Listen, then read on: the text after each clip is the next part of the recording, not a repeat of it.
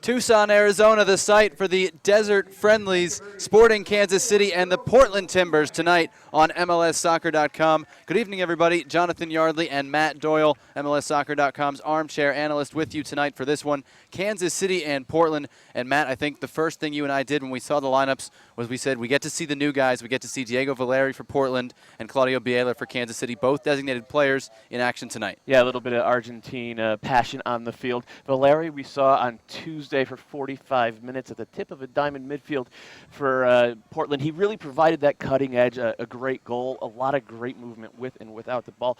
Biela, this will be his debut in the preseason for Sporting KC. He's the guy who they think is going to put them over the top, get those goals that they have come up short on in the playoffs the last 2 years. For starting lineups, we turn first to Sporting Kansas City, of course, second in the Supporter Shield standings last year, and it'll be Jimmy Nielsen in goal. The back four, Chance Myers, Aurelian Collin, Ike Opara, and Seth Sinovic. The midfield, Yuri Rosell, Paulo Nagamura, Christian Duke, a trialist or an unsigned draft pick, and the forward line, CJ Sapong, the aforementioned Bieler, and Bobby Convey on the left. Matt, what are you looking for from this lineup? Well, first of all, big chance for Christian Duke to get out there with the first team. He's a local kid. And they need midfield depth. Anytime you play a 4-3-3, you know you're going to be doing a lot of running, so more young legs that can get in there. The other guy, Ike Opara, getting a chance alongside Aurelian Collin, or Collin as they say in Kansas City. He's in the hunt for the third central defender role out there for Sporting. Flipping the page to the Portland Timbers, we've seen them in a 4-4-2. We've seen them in a 4-3-3 this preseason. Today they're calling it a 4-2-3-1. Donovan Ricketts, the vet, in goal before he heads off for Jamaican national team duty.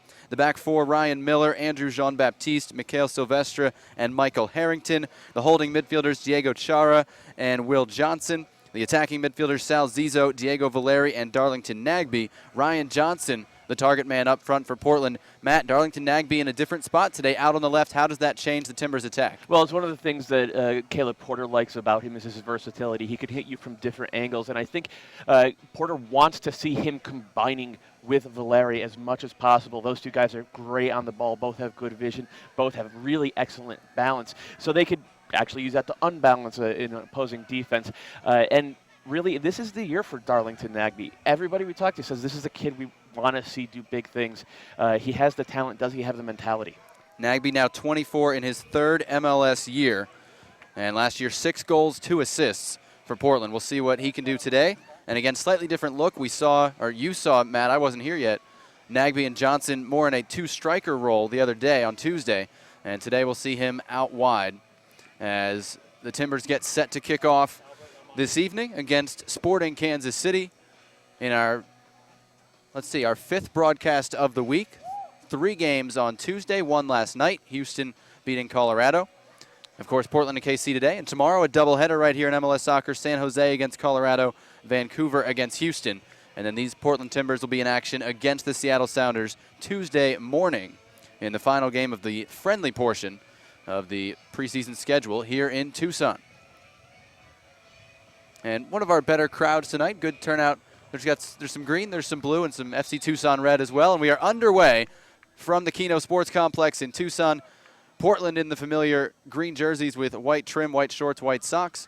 And Sporting Kansas City in all navy blue going left to right.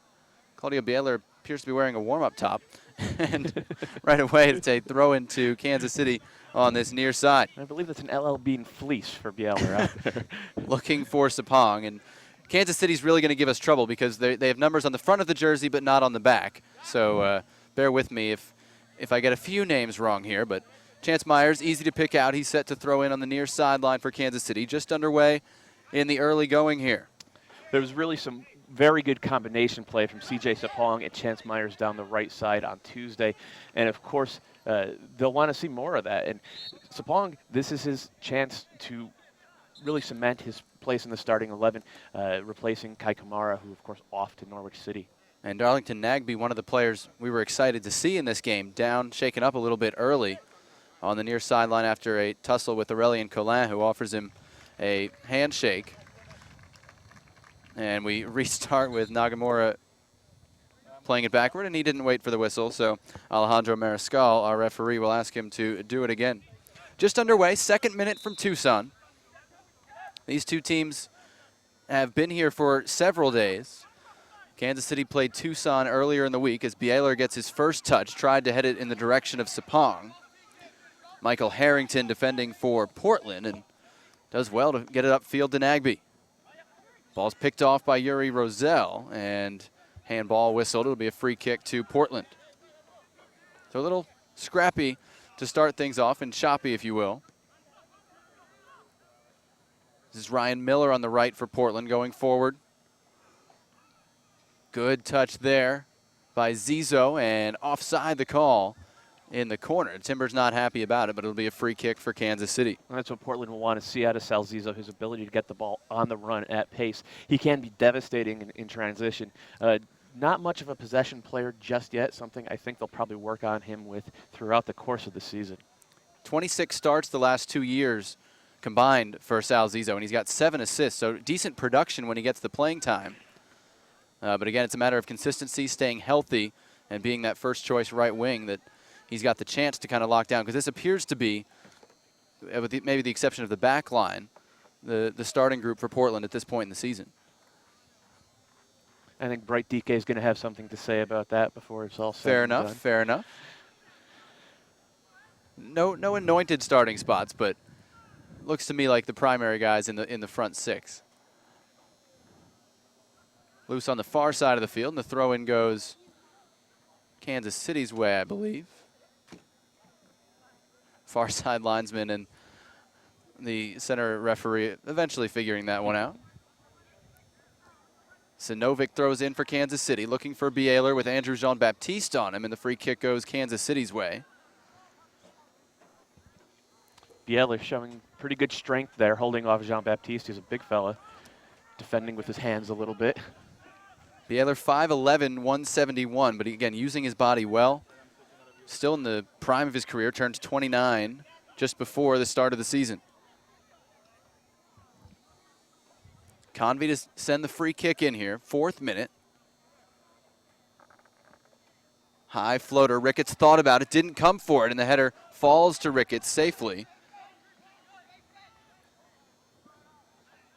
In the end, it wasn't all that threatening, but Kansas City with the game's first threat at least. Donovan Ricketts let that one bounce maybe for a little longer than he intended. And mishits his delivery. Nagamura couldn't control it. Will Johnson on it in the middle for Portland. A bit of preseason action right there from Donovan Ricketts and Paulo Nagamura. Long ball out of the back, headed away by Sinovic for Kansas City. Diego Chara onto it for Portland. Bobby Convey works backward, wins the ball. And Kansas City will try to turn upfield. We only expect Bieler to go about 30 minutes for Kansas City today. And they'll send in subs probably in some sort of staggered pattern. Portland we expect to make the entire lineup change at halftime, as we often see in these preseason scrimmages.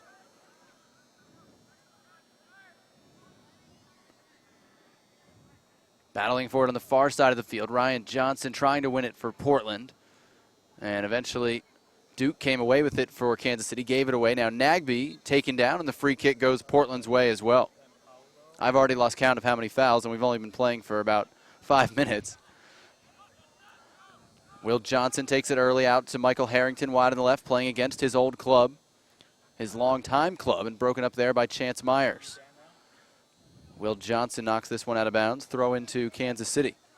One of the things we're seeing early is a little bit of communication issues between Will Johnson and Diego Chara, trying to figure out who sits and who goes when Sporting are in possession.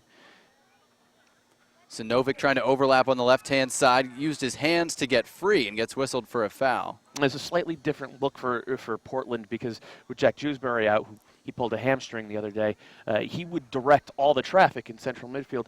Now it's the two guys sort of sharing that responsibility.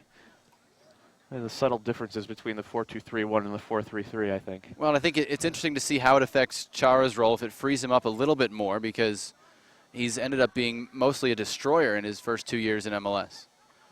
Johnson played that one late in the midfield. Portland still with it, though.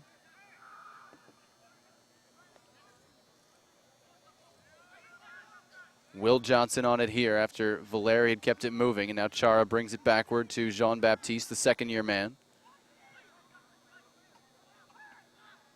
Harrington calling for the ball wide on the left. Sapong backward to deal with him as Portland moves it through the middle again. And Caleb Porter already up off the bench on the far sideline for Portland. Here's Nagby, Chara. And Ryan Miller on the right, back in MLS. Spent a couple of years in MLS roster, still hasn't played in an MLS game, but Caleb Porter giving him a chance from the get-go to earn a starting spot if he takes advantage of it. Yeah, it looks like it is his to lose right now, but March 2nd is still a long ways away. Miller last with Halmstads in Sweden. A lot of possession and not much done with it in the early going here. 7 minutes in.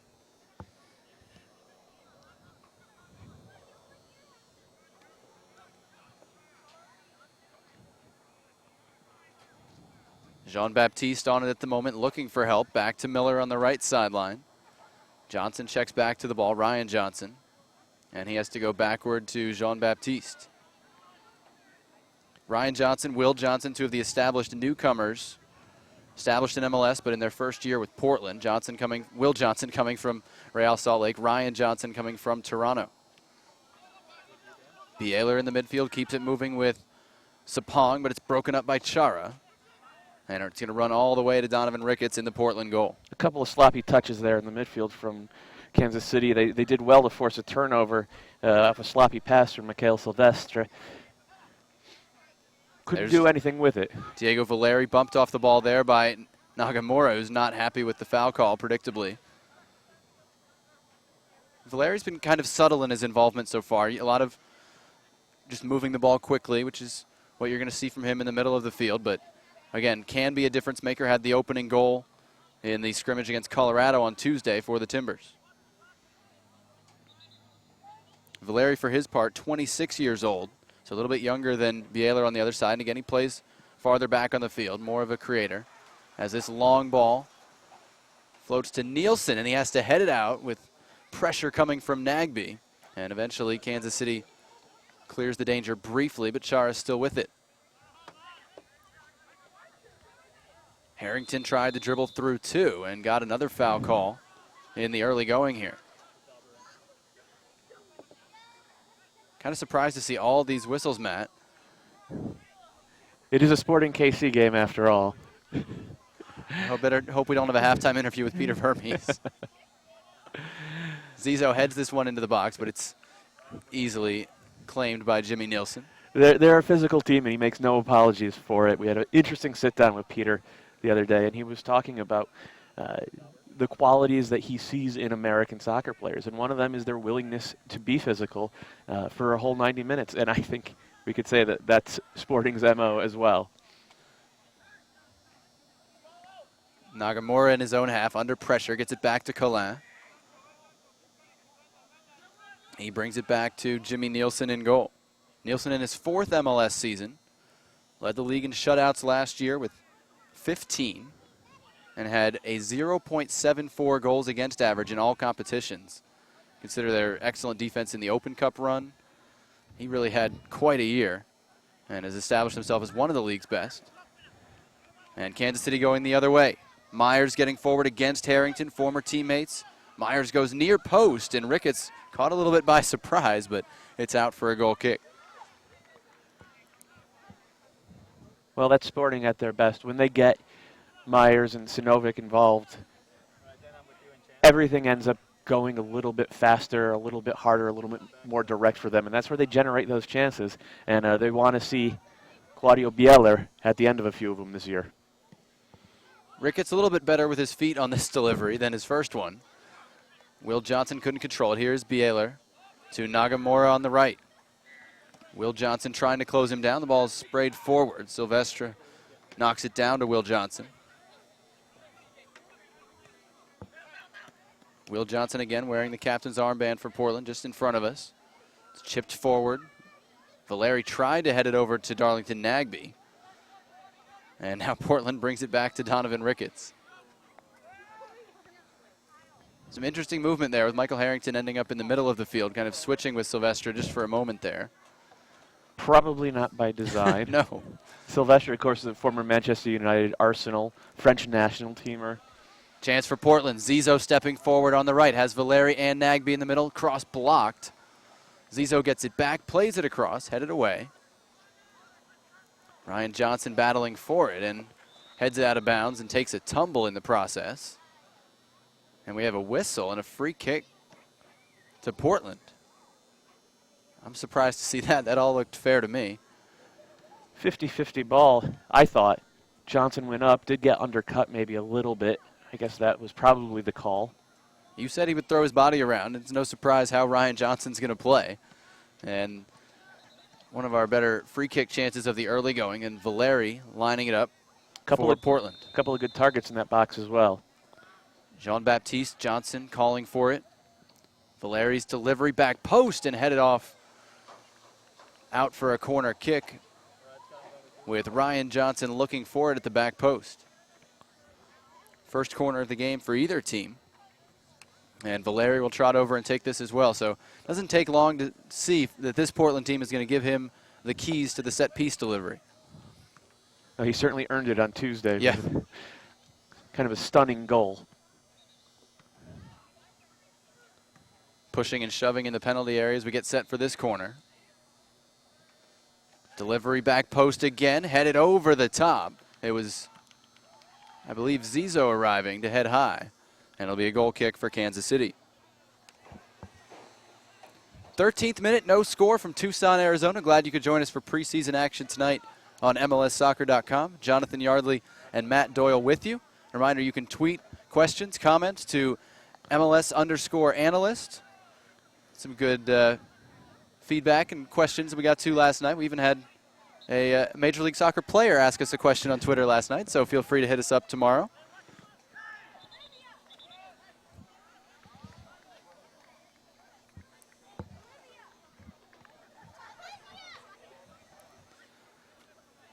Another free kick to Kansas City.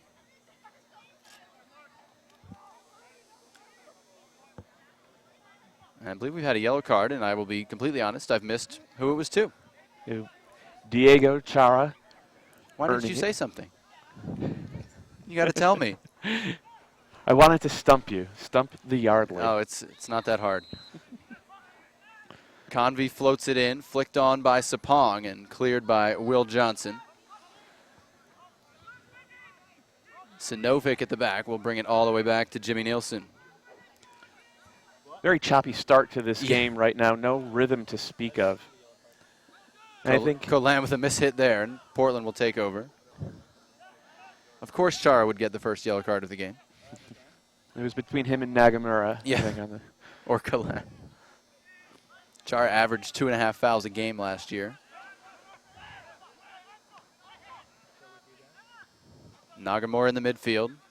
Finds Roselle, who's been a little quiet so far. Switches it behind Sinovic, and Portland will throw in at the halfway line.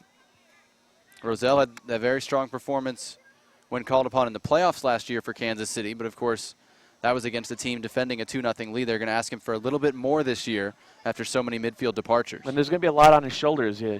You wonder if he can handle, the whole 9-month season, and in case he could end up playing 45 or 50 games. Easily. Roselle only 20 out of the Barcelona youth system. 6 games last year, including that playoff appearance. Jean-Baptiste long ball looking for Ryan Johnson. Colan runs with him. And Johnson won it with a shoulder foul. bump, judged to be illegal. Colan and Johnson, who would have thought that we'd have fouls being called early and often? These two teams at opposite ends of the standings last year. Of course, Kansas City winning the regular season in the Eastern Conference at 18-7-9. One of just 2 teams in MLS that had a winning road record. Portland, the opposite, 1-12-4 on the road, finishing 8th out of 9 teams in the Western Conference. I think the decision to widen the field at Geldwen, to play, I think, 74 yards now, that'll make a difference. It's a different ball game when you have that much more room.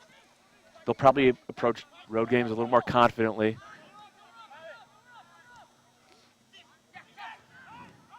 Sapong active early. Drops this one off to Ikopara at the back.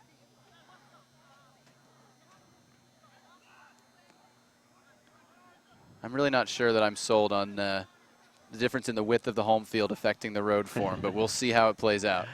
Well, you look at the Dynamo. They also struggled on the road last year with their 70 yards wide field.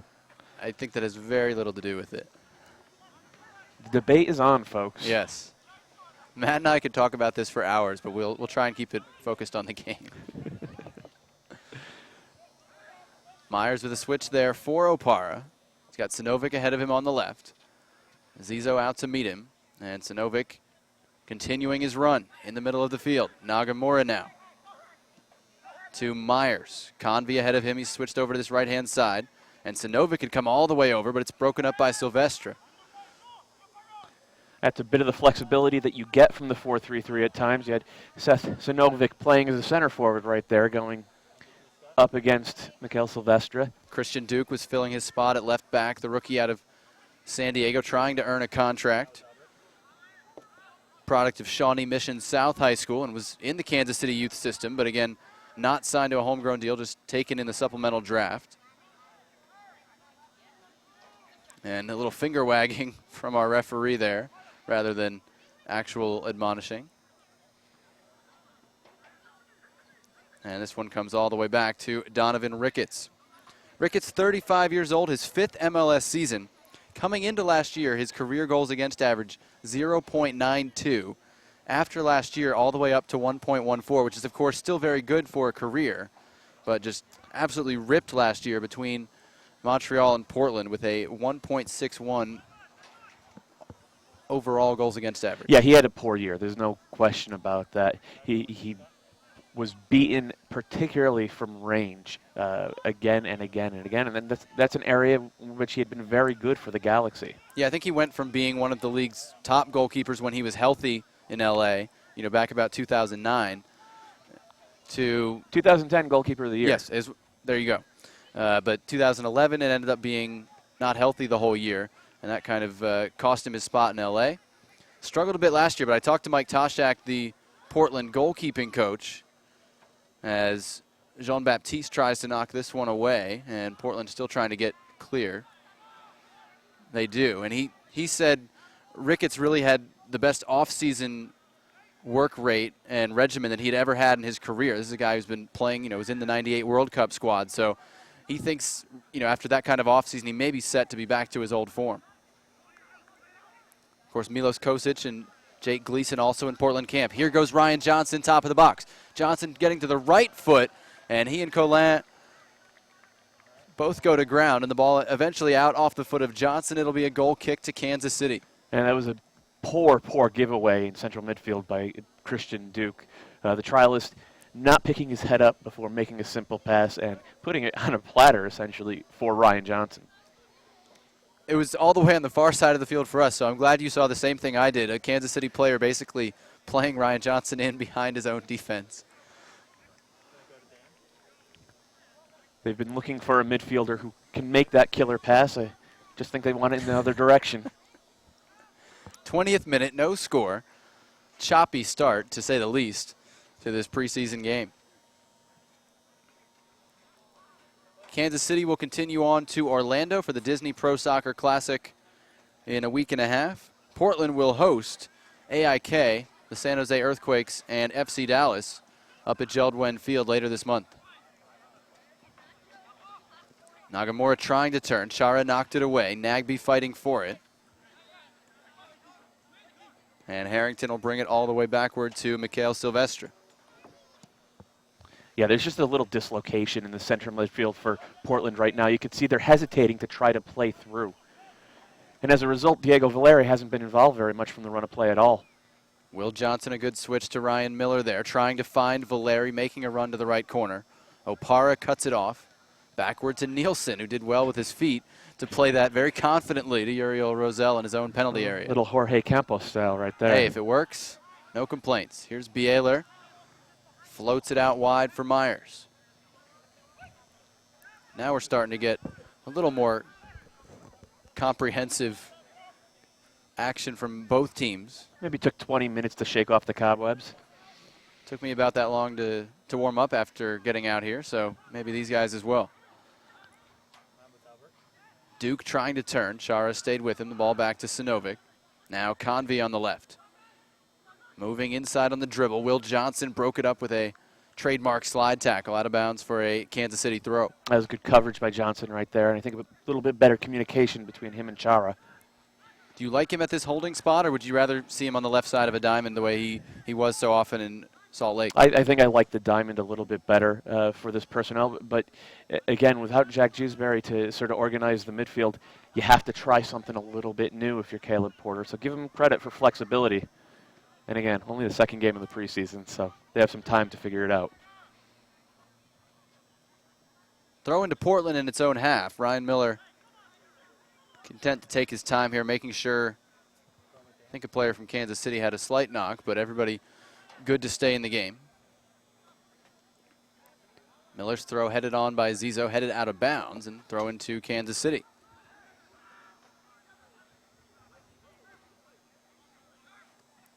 Here's Sapong in the midfield, holding on to it very well for Kansas City. Broken up by Chara. Now Convey on the left wing, Bieler in the box. Chara and Sapong battle again. Roselle kept it alive, but the foul call goes against Sapong. He and Chara help each other to their feet.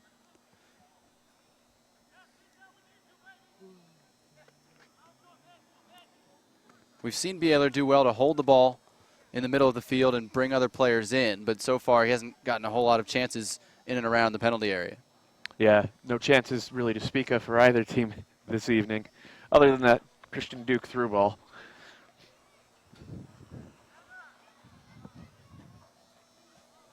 Ricketts floats upfield. Opara and Johnson going for it. Opara had his hands all over the back of Ryan Johnson. That's just now. See, that's just sloppy. He should know better than to do that. He's in his 4th year as a pro. You don't go in for a ball like that. It's so obvious when your hands are on a guy's shoulders that you're going to get called for it most of the time. Just a complete mental mistake from a guy who at this point in his career should know better. Ike Opara, the number 3 pick in the 2010 Super Draft by San Jose, but battled foot injuries and has really struggled to get consistent form. He's given away a free kick here, and Valeri to take it for Portland. Going near post. Cleared away by Roselle.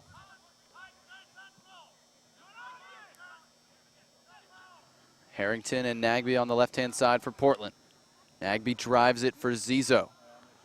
Good touch in the box. Sal Zizo on the left foot. Fires high at the far post. One of the better early chances for the Portland wing. Now that was a little bit of quality play from Portland right there.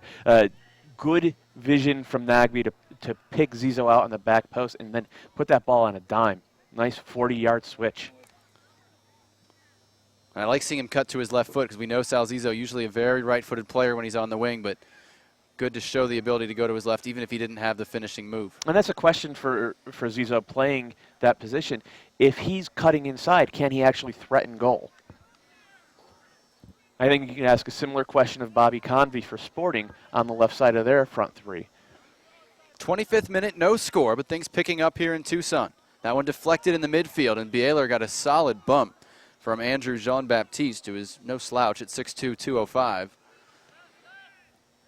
And that prevented him from chasing the ball. I think Portland was going to come up with it anyway.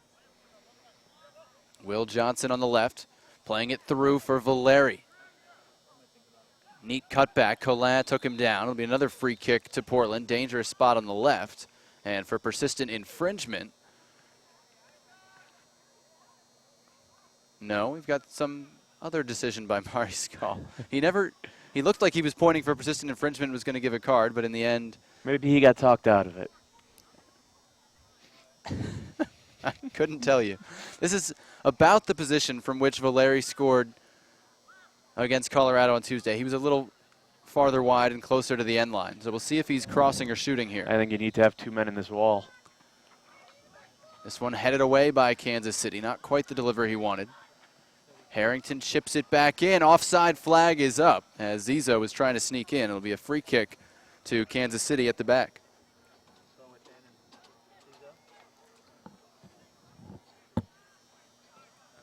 Kansas City players are having trouble with their heart monitors, or whatever the bands are that are going around their chest. I've seen a couple of those get thrown off to the side. Colin was one. Roselle just discarded his, so.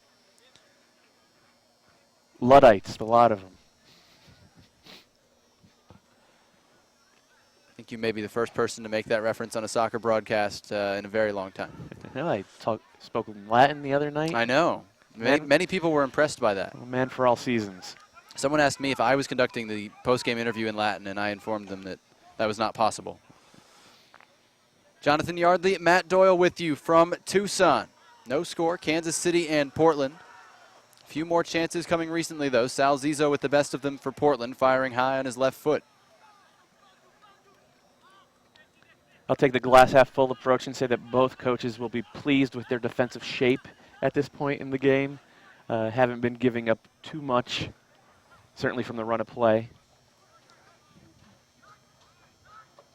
Johnson couldn't hold on to that one, and Opara will bring it backward to Jimmy Nielsen. Another 35-year-old goalkeeper, and it's sort of a trend we've started to see. A few more foreign goalkeepers in MLS, which always seems a bit odd to me given the number of American goalkeepers produced, but several of them, Nielsen, Sperning, and Ricketts, as you mentioned a couple of years ago, have had excellent seasons. It is strange to see Kevin Hartman out of a job, or looking for a job anyway, at this point in preseason.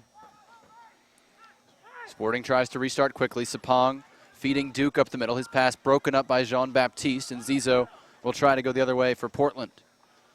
Zizzo burned one man for speed.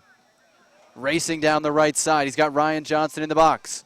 Knocked away with the heel by Aurelien Collin. And Sinovic will send Sporting the other way. This is Duke. Ahead to Myers. Game opening up here.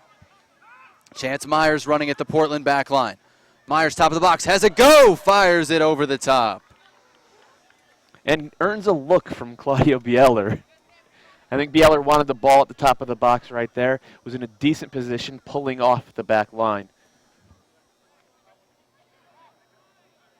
And Myers is now down, clutching his right thigh.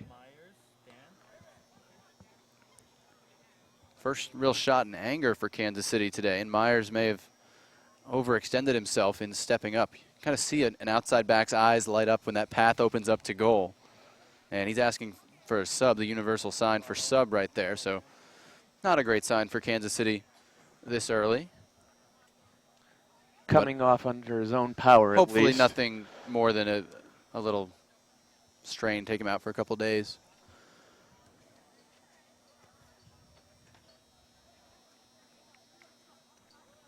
And we'll wait and see who the sub is for Myers on the far side of the field. It'll be the 30th minute once we get the sub. And am I right in seeing Suni Saad on the far side?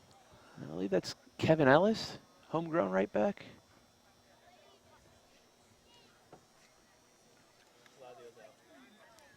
So Saad in for Bieler. That's the reason I saw Suni Saad. That change goes up front also in the 30th minute. And Kevin Ellis is in, the right back, the 21-year-old, now in his third season out of Barton Community College in the Kansas City area. So he's in for Myers at right back in the 30th minute. So Bieler goes the 30 that we expected him to go. Quiet debut, barely got on the ball, really. But his first game action with this group of players, he's only been with them for about a week or so. And, of course, this is a team that's missing Benny Feilhaber, Graham Zuzi, two of the guys who will be tasked most with getting him those chances. Teal Bunbury's still a long way away from coming back to make an impact and be 100% fit. Throw into Portland on the far side.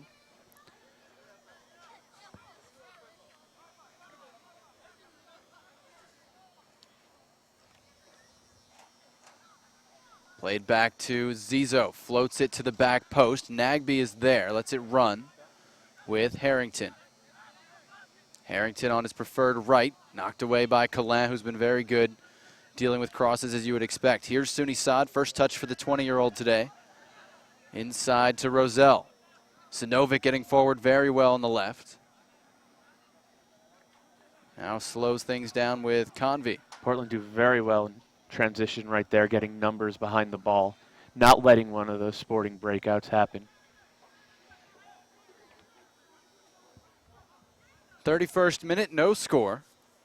Sinovic to throw in on the left sideline for Kansas City. This is a guy who had 70 career starts in MLS with no goals and finally scored one in the playoffs last year in a game that unfortunately for Kansas City fans was remembered for the wrong reasons, but it was interesting to see him finally get one in that big a spot.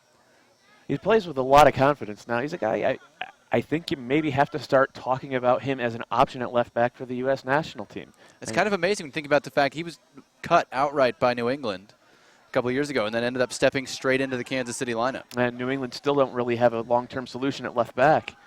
Chris Tierney doesn't do it for you? I think it might be Kevin Alston this year.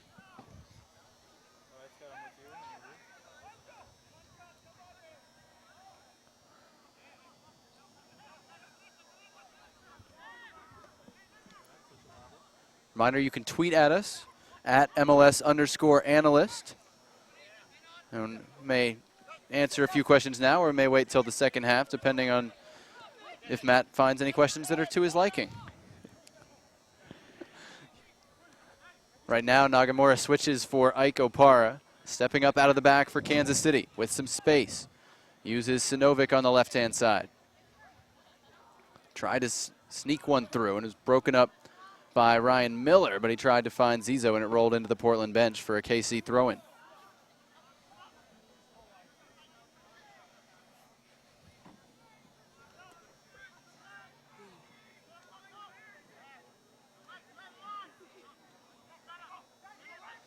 Nagamura looking for options. Sapong again checking back for the ball. Feels like he's really tried to be a leader of that front line today. Now CJ Sapong in his third season as this one's given away. Zizo finds Ryan Johnson, top of the box. Johnson on his left. Saved by Nielsen. Hit right at him. And we're still scoreless here. Well, Ryan Johnson could still find good chances. That was his MO last year when he played over 3,800 minutes across all competitions for TFC. We had a little fun with our trivia question before the game, and Ryan Johnson, the most minutes in all competitions by an MLS player, and I managed to stump the guys for a little bit with that one. 2-1 Yardley. If you count basketball, I'm way behind.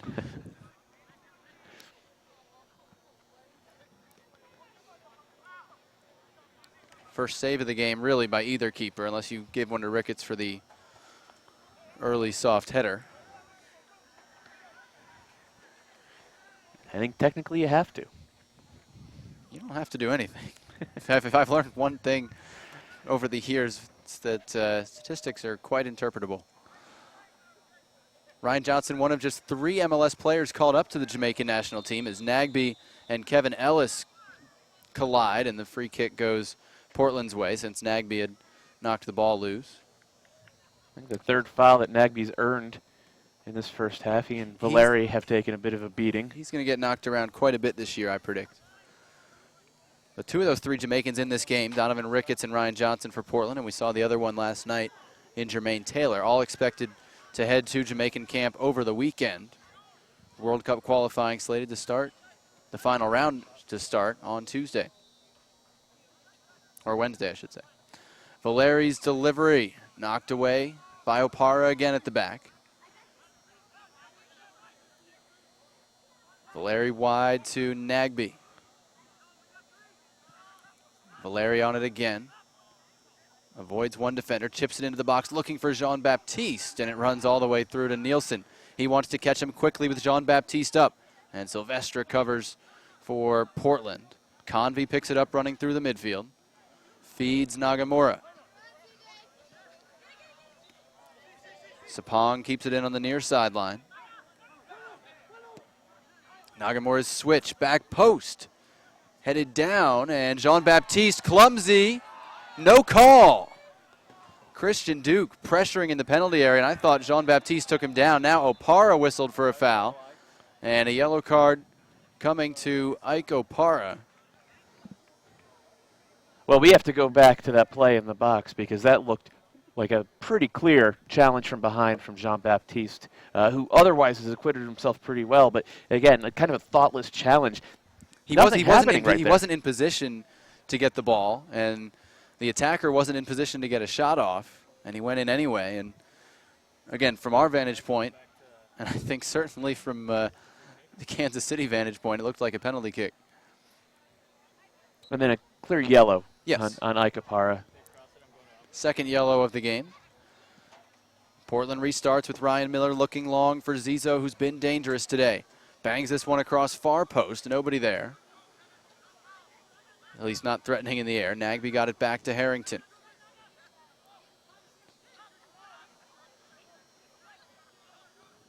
Valeri and Shara exchange passes back to Jean-Baptiste.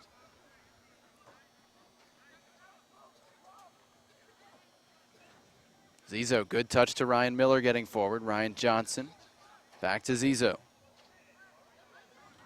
Sal Zizo, still only 25, now in his 4th MLS season. Former UCLA product who turned pro in Germany out of college. Battled injuries Yes. for most of his tenure. And of course, he was part of that 2007 Under-20 World Cup team that has produced so many players for the U.S. national team. Zizo hasn't quite made that jump yet. Just trying to become a productive MLS player at this point.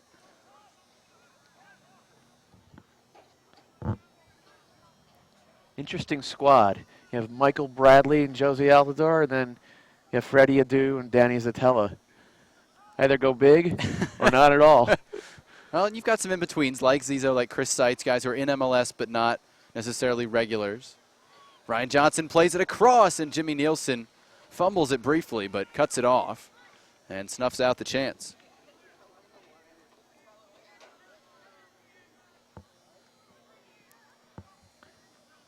Here's Uriel Rosell stepping forward into the midfield, forcing some pressure. Got this one away to Suni Saad. Saad let that touch get away from him just a bit, and Will Johnson covered it for Portland. Nagby under pressure. Kevin Ellis did well to break that up. Nagby fighting back, and Ellis goes down. This foul will go against Darlington Nagby to give Kansas City a free kick.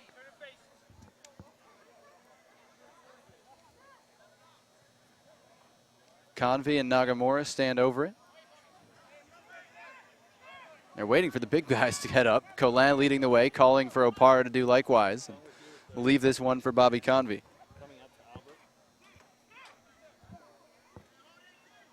A lot of targets. Saad, Sapong, Colin, and Opara. Expect Saad to drift towards the penalty spot, try to get lost. Ball floated in. Ricketts comes for it, doesn't punch it convincingly. Duke still going. Headed out by Jean-Baptiste, played in, and cleared by Harrington.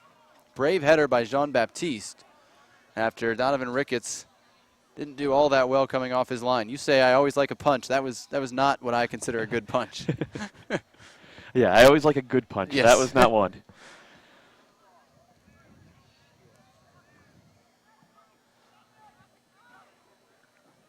Johnson battling, Ryan Johnson winning it for Portland, but Rosell came away with it and got it backward to Kevin Ellis. Rosell's looked very good. There are going to be questions about his athleticism for the league, but right there. Great touch there to find Ellis. He's got men in the box.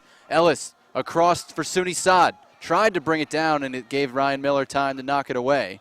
Chara awkwardly did just enough to get it past Rosell. Nagby tests him with speed, gets it away to Valeri. Out to Zizo. Nagby waiting in the box. Zizo tried to cross it. It's blocked. Plays it back to Ryan Miller.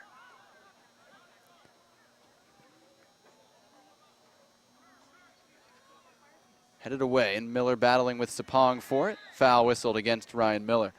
I keep seeing Portland getting crossing positions, certainly Zizo from that right side, and Ryan Johnson is the only threat in the box. It's where you'd like to wonder if DK and Ryan Johnson could play together up front and really give him a lot of targets for those crosses. It is a good question, and Ryan Johnson is so flexible that you could actually pair him with a bright DK. He can be a speed forward playing off a target guy. Exactly, but I think I think something about the two-forward formation is going to work more for Portland this year, especially if they play a tight diamond like Real Salt Lake. Just gives them more options in terms of holding the ball and getting Valeri in position to make plays. It's probably going to squeeze somebody out of the midfield picture, though. If you figure Will Johnson, Jewsbury, Chara, Valeri, and that leaves Zizo and Nagby looking for spots. Well, competition is healthy. It is. Sylvester with his hands all over Saad, who got it away anyway. Ellis's low cross back post. Sapong couldn't get there, and it runs all the way through. Kept in by Convey, who floats it in. Sapong got ahead to it. Looked like he was coming from an offside position, no call. And now Harrington, under pressure in his own box, has to give away. Well, gave away a corner, but the foul whistled first. It was good work by Kevin Ellis getting down the line, doing a Chance Myers impression. Just using his speed to open up a little bit of space and put a cross right across the 6-yard box.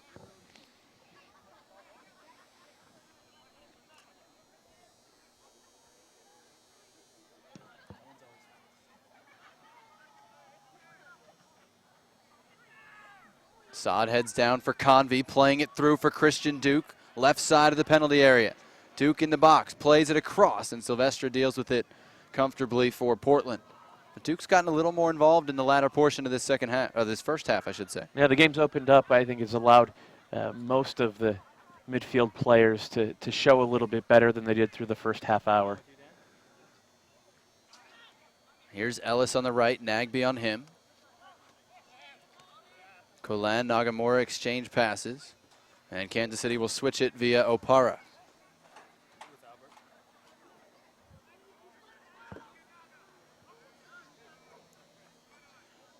Late first half here. Again, we expect Portland to switch pretty much the entire lineup at halftime. Kansas City may take some guys into the second half and make changes later.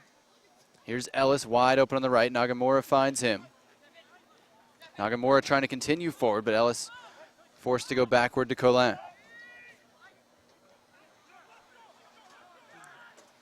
Duke in the center circle. Switches for Convey. Ryan Miller's been pretty effective on Convey on the left-hand side. Sinovic has been effective going forward, but Convey less so. Miller's an interesting player. He's not a modern fullback in that he's not going to go bombing all the way down to the end line and whip in across, but he does a good job of shutting down service from his flank. Ellis trying to sneak forward just in front of us on the near side, leaving Colin to his own devices at the back. Pass forward for Saad was off the mark. Will Johnson gave it away, though. Suni Saad from distance, right at Donovan Ricketts. Catching practice. Comfortably saved.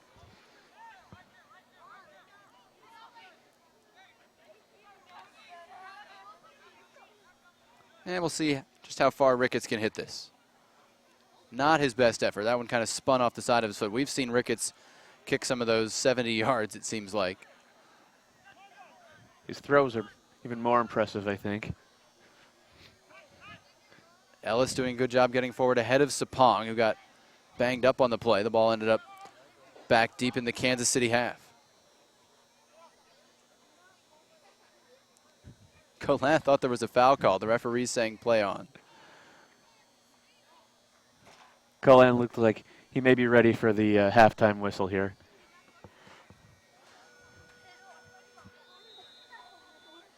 And there is the halftime whistle. A minute early, according to our clock. No score at the half between Kansas City and Portland. A very slow start to this first half and this first friendly, or this Friday night friendly. But we got some chances later in the first half. Did either team really have an advantage, Matt, or was it even Steven? I think it was even Steven. There were breakouts going in each direction. Nobody really stood out for good or for bad, which I guess is okay for this point in time in the preseason. Both coaches will be happy with the fact that their teams kept their shape, kept their balance, didn't make any major systemic mistakes. There were a couple individual mistakes from Ike Opara and Andrew Jean-Baptiste, just making foolish challenges, but that was about the extent of it. Let's do a few quick Twitter questions before we take a halftime break. And one I see right off the bat, do you think it's good or bad for MLS to have talent go overseas like the exodus we just saw in terms of Breck Shea, Andy Nahar. I know Simon Dawkins is an American talent, but he's a guy who had been in MLS, goes on loan. What do you think about the recent transfer window? I think you have to take it on a case-by-case basis. Josie Altidore going to Villarreal was probably not the best thing for him at the time, but it turned out okay. Michael Bradley going to Heerenveen, obviously very good. Someone developed. What's different now is that they're not just taking potential. They're not taking the Bradleys, Altidores, and Adus. They're looking at guys who can walk right into the lineup, like a Kai Kamara, probably like Breck Shea, and certainly like Jeff Cameron did last year. I like that take on it. It is slightly different points in their careers that some of these guys are going. Another one we'll look at, which of the two DPs from this matchup has the biggest impact this season? Your fearless predictions, Bieler for Kansas City or Valeri for Portland? Well, that's a tough one. We put you on the spot. Usually you like that. I think they're both going to be really good, and I expect Valeri to be the key man in maybe elevating Portland to a playoff club, which is huge, obviously, for them. But Bieler could be the key man on a team that wins the Supporter Shield. So when you're talking about hardware, I got to give the nod to the guy who's involved with that. All right, fair enough. No score at the half. Jonathan Yardley, Matt Doyle will take a quick break, come back in about 5 minutes with second half action and maybe some goals, hopefully, coming up. No score at the half. Kansas City and Portland. We'll be right back after this.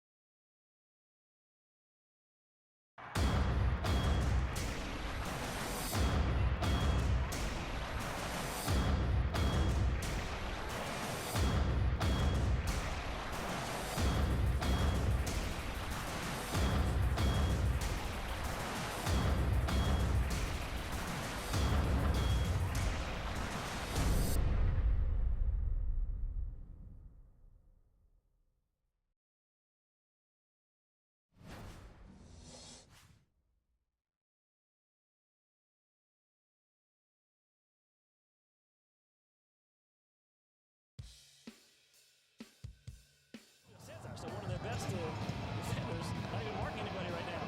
It's in there, and it goes in. It's headed into the goal. They've sold 750 special edition scarves and tickets. Oh, what a chance that is! Graham Zusi sets Sanovic now. Sanovic resets away. Kamara, second save. Kamara! It's the second goal of the evening for Sporting KC. It's the first goal of the season for Kai Kamara. And sets Sanovic across into the pond. Oh, it's number 3. William Zusi for Sporting. Ball played in, and the header! It's Aurelian Collin. An equalising goal for Sporting KC. Aurelian Collin with his first goal of the season. Here's a chance for Sporting. Myers. Kamara!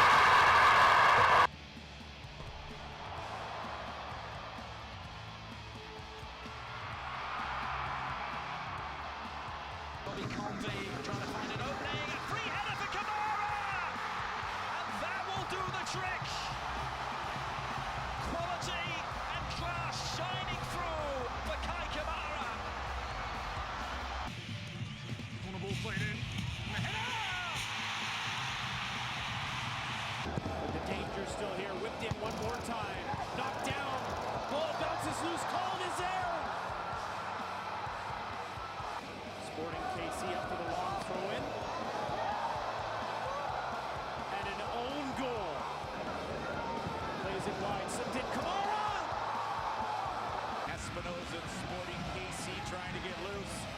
goes back. Convey scores. Bobby Convey 1-0.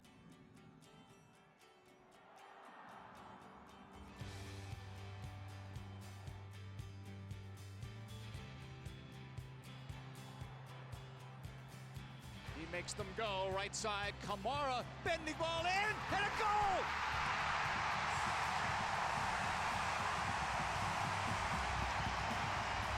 Cuts it back on the right.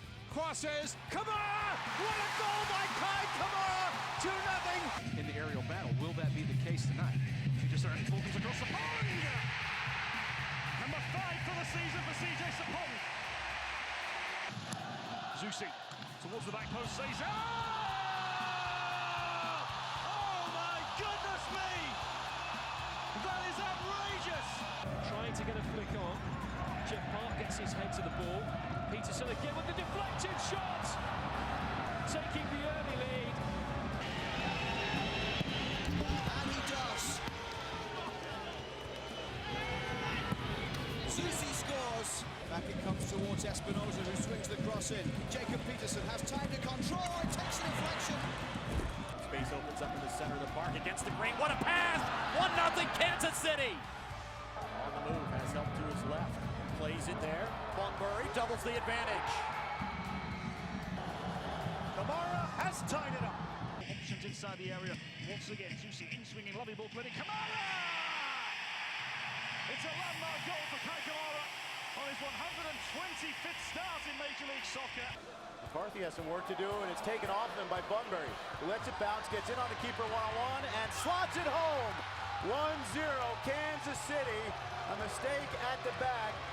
Graham Zusi, right-footed, decent ball playing, the header again! And it goes in! Kamara, low ball in, Bunbury behind him, real chance here, this is Graham Zusi! Played against one another. Meanwhile, the indirect free can't get it. Soft Milos Kosic fingertips into the back of the net and Sporting Kansas City in the 83rd minute. Zusi tends to be involved in everything, trying to release Bunbury. Gaudet's come a long way. It's stranded and Kamara has made it pay. Kai Kamara. A dream start for Kansas City. Zusi, towards the back post. Dealt with again by TFC, Nagamura deflects! Kevin Nagamura is off the mark for Sporting KC in Major League Soccer. Sit through. Myers. Roselle!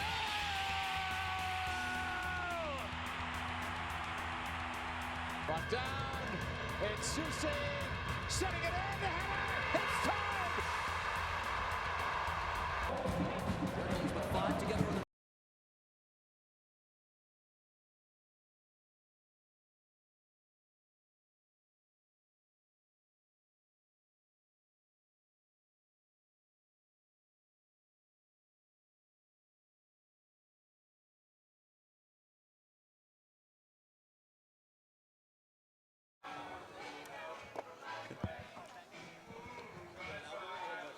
Welcome back to second half action coming up shortly from Tucson, Arizona, Kansas City, and Portland in preseason action here on MLSsoccer.com. Jonathan Yardley and Matt Doyle with you as we get set for the second half. And as expected, Kansas City has kept it mostly the same. They did make a change in goal where Eric Kronberg has taken over for Jimmy Nielsen. Everyone else that we've seen so far has been the same. On the Portland side, totally new, different 11 that we will give you as the half goes along. I think I'm actually seeing 2 changes in the field for Sporting. We have Lawrence Olam, it looks like, on for Iko Para. There's Olam on the ball. And I believe that's Peterson Joseph in midfield on for Christian Duke. There you have 2 changes, we believe, and a hard back pass there to Milos Kosic, the new Portland keeper, and he is able to clear it away. So we'll try and keep you abreast of all these changes, but let's give you the Portland setup. Kosic in goal. The back 4, Ryan Kowalik on the right. Footy Donso and Javier Mosquera in the middle. And Chris Taylor over on the left. This cross driven in, headed away by Donso. In the midfield, Eric Alexander and Khalif Al-Hassan holding behind the attacking trio of Michael Nanshab, Danny Mwanga, and Jose Adolfo Valencia, also known as Trencito. And Bright Dike expected to be in there as well for Portland, although Mwanga's pushing up alongside DK right now. It'll be interesting to see what Mwanga's role is. He played as a bit of a playmaker on Tuesday. Didn't look like it was his most comfortable spot. I think playing as the second forward off of Bright DK, if this is a 4-4-2, that could really suit him pretty well. Joseph dropped it off, and Rozelle's pass was off the mark. It'll be a goal kick for Milos Kosic, one of those who came from Toronto to Kansas City, or to Portland, I should say, in the offseason.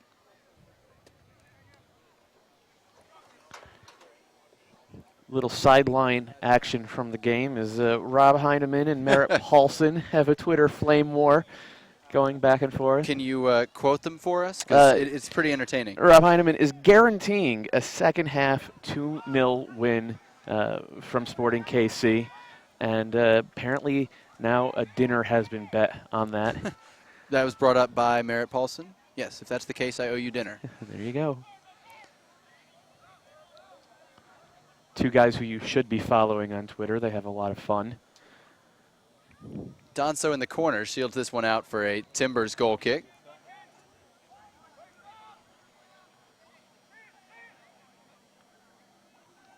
We'll see if Kansas City can seize control early in this second half with the guys who were kind of getting in a groove there at the end of the first half versus a Portland group that was just warming up on the sideline. Kosic targets DK, who's got it wide on the left. Valencia calling for it at the back post. DK cuts back to that right foot. Waits for the overlap, and it's knocked away by Calan. The foul call goes against Kansas City, much to the chagrin of the Frenchman. And it will be a Portland free kick on the far side. Eric Alexander, Michael Nanchov. I count 5 big targets in the box for Portland. And it will be Nanchov taking it. And yes, they've got some size coming up for this. Donso, Mascara, DK, Valencia. It's a good crew. Nanchov lofts it back post. DK is there, keeps it alive. It falls in the box. Olan couldn't clear it. And Valencia still going, plays it across. Kronberg got a foot to it. Shot deflected. Eric Kronberg holds on for Kansas City and took a knock in the process from Footy Donso. Scramble in the box, and in the end, Portland comes away with nothing. Brave goalkeeping from Kronberg right there. Took one right in the forearm, it looked like, from Footy Donso. Kronberg, 6'5", 210 pounds in his 7th MLS season. Didn't make any appearances last year. It was after being sidelined for most of the first half of the season. But has been very capable when called upon over the years. Targets Sapong here. Good first touch by CJ Sapong. Al Hassan came back and chopped him down from behind. Free kick the other way. So we're back to our early first half form of choppy fouls and free kicks. Preseason is not always pretty, folks, so bear with us. Looks like Bobby Convey.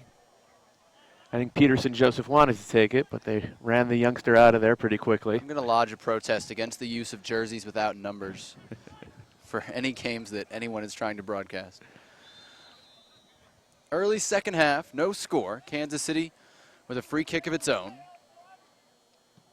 Driven low and deflected into the penalty area, but it cleared there by Alexander for Portland.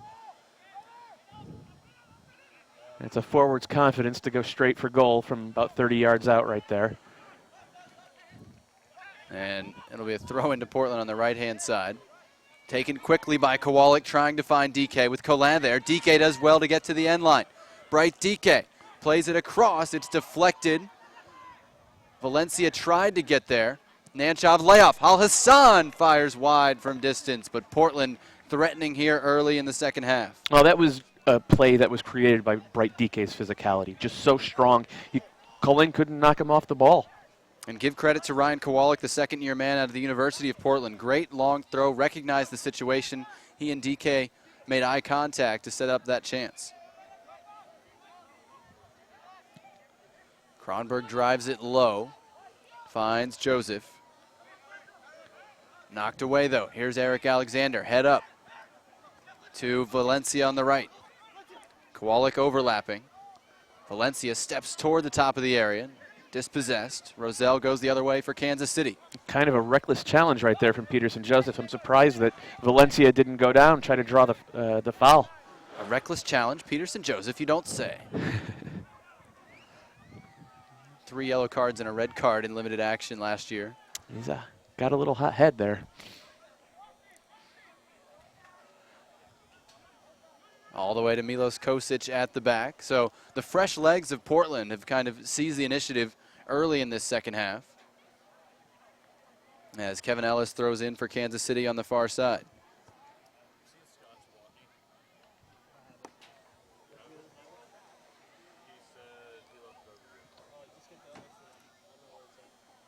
Ellis looking for help as he's got another throw in. Sapong with his back to goal. Another good first touch from CJ with a defender on him. Sapong's been one of the better players in the field for me in this one. Been active in terms of checking back for the ball. Hasn't had a whole lot of chances in the penalty areas. Neither team has. Bit of a rodeo on the end line there, and eventually it goes Portland's way. That's the only attempt I'll make to describe what just happened. Turned into a rugby game there for a second. They play a lot of sports on this field. I don't know if rugby is one of them. It was just then. This is one of the better crowds we've had on a Friday night here in Tucson. Doubleheader tomorrow. Colorado, San Jose in the morning.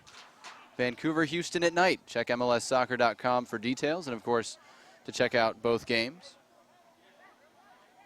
Now, Michael Nanchov, who just threw in, is playing wide on the left for Portland today. We saw him, or you saw him on the right on Tuesday. Actually, more of a holding role Okay. on Tuesday for him. Cross comes in looking for DK, headed away. And Peterson Joseph there for Kansas City. And you said Valencia was where on Tuesday? Valencia played left side of what looked like a 4-3-3 to me, though they may have decided to call it a 4-2-3-1. So he's on the right tonight. That's right. And he is right-footed. He can cut inside and really have a go on goal. So far, looks more comfortable on the left than the right, but early days. And the interesting thing is Khalif Al-Hassan is a deep-lying playmaker. Nanchov did well to get that one out wide. Chris Taylor getting forward. Back to Nanchov, trying to earn a contract after he was with Vancouver the last couple of years. And, of course, he's part of the Akron Caleb Porter pipeline. David Mevis, the outstanding goalkeeper from the Zips, also in camp with the Timbers. I don't think they were really expecting to keep 4 keepers, but I've heard good things about Mevis early in this preseason. Well, I think one thing that's important for a young keeper is if you have the coach's trust. And having played for Caleb Porter for a long time, he probably has He definitely has Yeah. that. Kowalik tried to play that one forward. DK wasn't making the run, so Kronberg able to collect comfortably.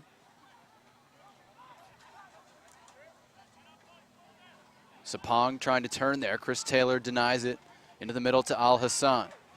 Slipping it through.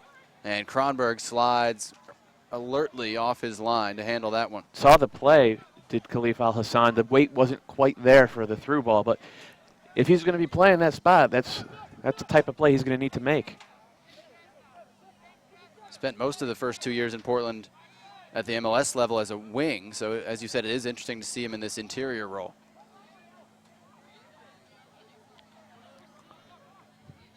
Kansas City stepping forward on the right side, and Javier Mosquera steps in for Portland and keeps it from being a corner kick. Just a throw in for Kansas City in the right corner. And we saw a good little bit of interplay there between CJ Sapong and Yuri Roussel. Sapong leaving it, Roussel taking it on the run. Roussel had trouble handling that high bounce on the throw in from Ellis, and Portland wins. And Al-Hassan's return pass off the mark. Kansas City throw in on the Sporting right side.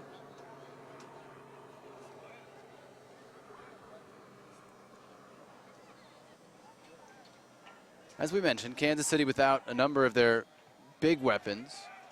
Zusi and Failhaber both at national team camp. Bunbury's still hurt. Matt Beasler. Yep. Valencia drives it across, and despite the slip of Ellis, it eludes Nanchoff in front of the Portland bench.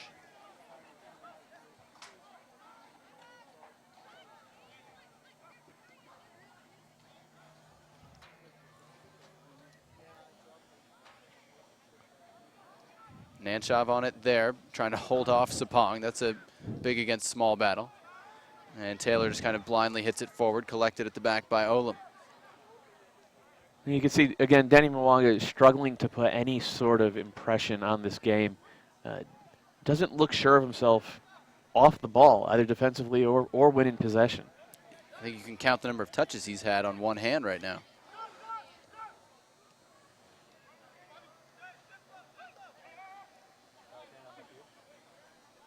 Convey dancing through the midfield with the ball, and we'll switch it for Ellis.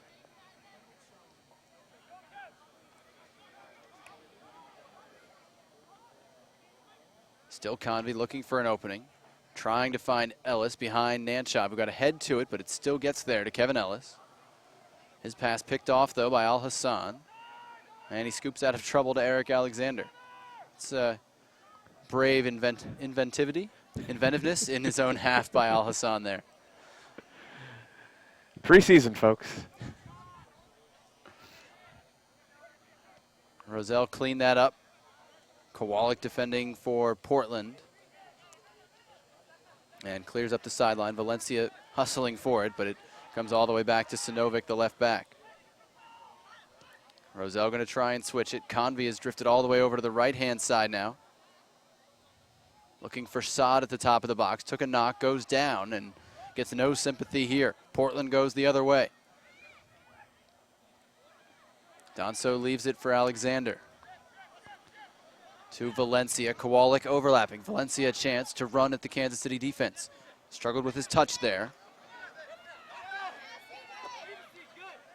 And forced backward by C.J. Sapong. A good defensive commitment from C.J. Sapong right there. And a whistle here because Saad is still down at the other end of the field for Kansas City. Man, it looks like he took a forearm maybe to the kidneys. Looks like he was holding his back to me. May end up amounting to the same thing. So another man down for Kansas City. We saw Chance Myers leave earlier, and again the substitution signal comes quickly from the Kansas City training staff. There are a host of KC players up. Look like they're warming up. Perhaps Dom Dwyer? We will wait and see. Oh, I'm going to speculate. You're going to speculate. Okay, I'm going to wait and see. Looks like we have. Look at the crowd here in Tucson tonight. Good turnout, really filling the bleachers on this sideline. They've also got bleachers on the end lines that are getting some use tonight. Supporting this series of games all this week, and of course the Desert Diamond Cup will be here in a week and a half. With a series of 4 doubleheaders, 3 of them group stage, and then a final and a third place game. Salt Lake, Seattle, New York, and New England will be here for that.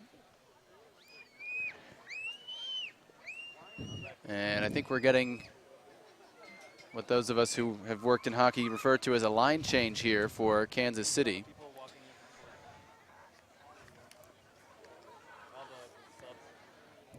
All right, well. Josh Gardner at left back. Thank you. Jan I was wondering Sango. who 31 was. Jan Sango in central defense. Mikey Lopez in midfield. Along with Michael Thomas, one of the local boys.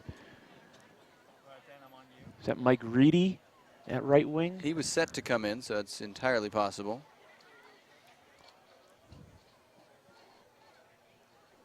Saad's still down, being tended to for Kansas City. Kyle Miller is in as well for Kansas City out of Division II Rockhurst. He had one of the more bizarre goals you will see last year in a friendly where a goalkeeper clearance hit him in the head and deflected in stoppage time to tie the game. The old Carlos Hermosillo, for those of you who go back to. Yeah, I was about to say, that wasn't how I would describe it, but that's fair enough. '98 World Cup qualifying. Within 2 minutes, Casey Keller punted it right off of Hermosillo's head. I Old have heard of this, Foxborough but I Stadium. don't think I actually was watching that one, but I've definitely heard of it. That was one of those moments I died a little inside. Any more good Twitter questions while we have the time? I did not warn Matt about that, so he's checking on it right now. And remember, you can tweet us at MLS_analyst. That's not me, that's Matt. I'm at JT Yardley, but I'm not checking during the broadcast, so you won't find me there. What do we got? Now we have some general questions about... A lot of interest in Mikhail Silvestre. Right, and that's natural. He's a guy who a lot of people know because of his years with first Manchester United and then Arsenal. He's 35 now. He's not, I would say, a prototypical MLS center back in that he maybe lacks ideal size, but I think Caleb Porter is probably more interested in finding someone who could keep his back line organized and keep the ball moving, and that's where Silvestre should be able to help. Now, that said, he hasn't looked particularly good in either of the games so far. Had a couple of loose passes tonight.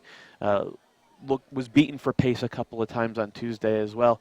I think he'll need to show more, but I also think he'll get a good long look because finding a veteran for the back line has to be a priority for this team. Now, Portland has a lot of players already under contract, so there aren't a whole lot of spots open.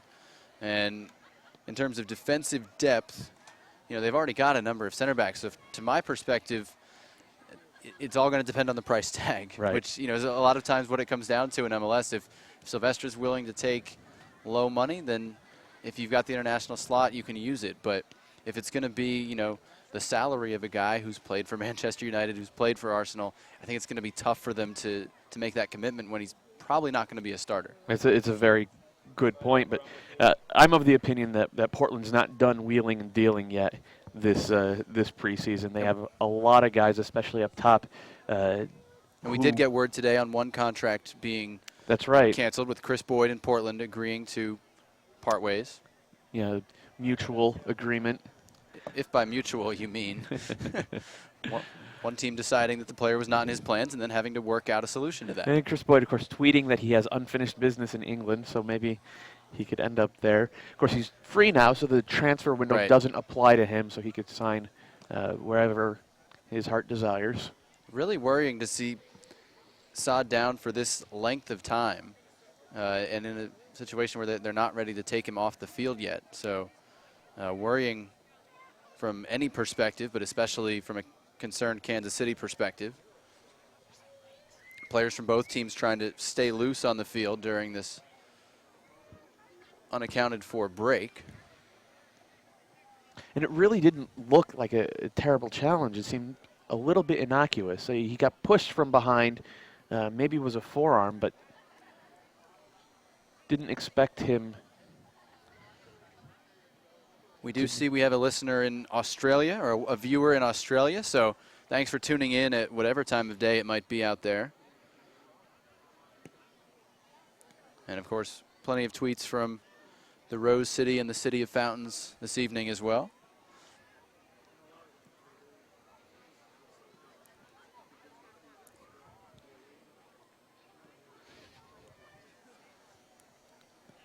Again, Saad took a bump at the edge of the penalty area from one of the Portland center backs. I believe it was Donso, but I'm not 100% sure. Donso is still one of the players standing over him at the moment. And stayed down there. And again, that's all we really know. This is at the far end of the field from us. So don't want to speculate too much as to the injury because we don't know. He has rolled over since then, so. We'll check in with Kansas City once they're able to evaluate him and see if we can get you an update before the end of the show. As Suni Saad, the 20-year-old forward out of Michigan, still down on the field, unfortunately.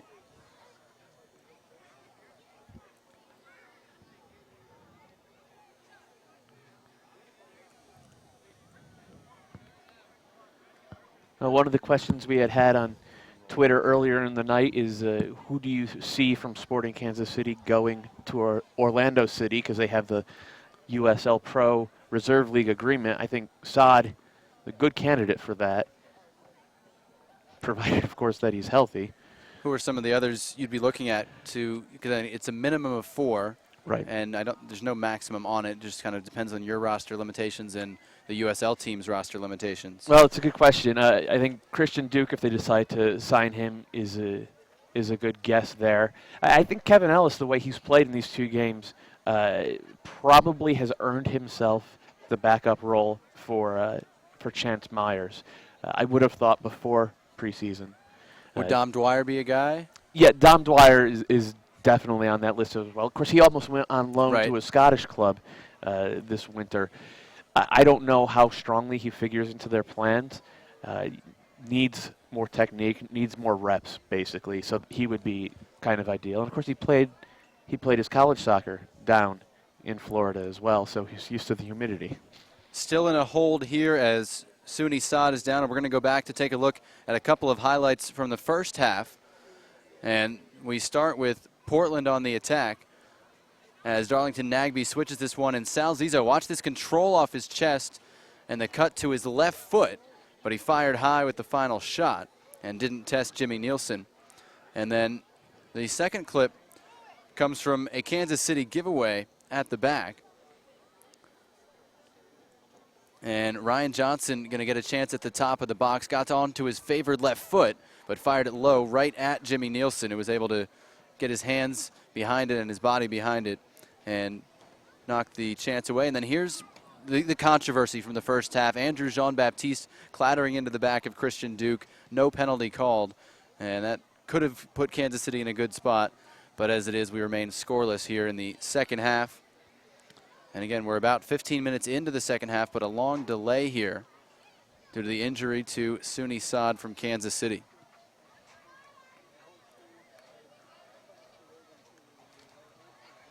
Jonathan Yardley, Matt Doyle with you on this Friday night. We'll be with you tomorrow as well for 2 games. San Jose and Colorado in the morning, Vancouver and Houston at night. And again, we'll wrap up our coverage of the Desert Friendlies on Tuesday with Portland taking on Seattle. Again, kickoff time has been moved on Tuesday to 9:30 a.m. Pacific, 10:30 a.m. local. Making sure I got my time zones right. 9:30 a.m. Pacific time kickoff on Tuesday between Portland and Seattle. And Eastern time? 12:30 p.m. Yes. My math is not the problem, but I live in the Central Time Zone. MLS headquarters are in the Eastern Time Zone. Digital guys in the Pacific, and of course we're in the mountains. So we got most of them covered. We've got listeners in Paris in the wee hours of the morning, so thanks for checking in from there.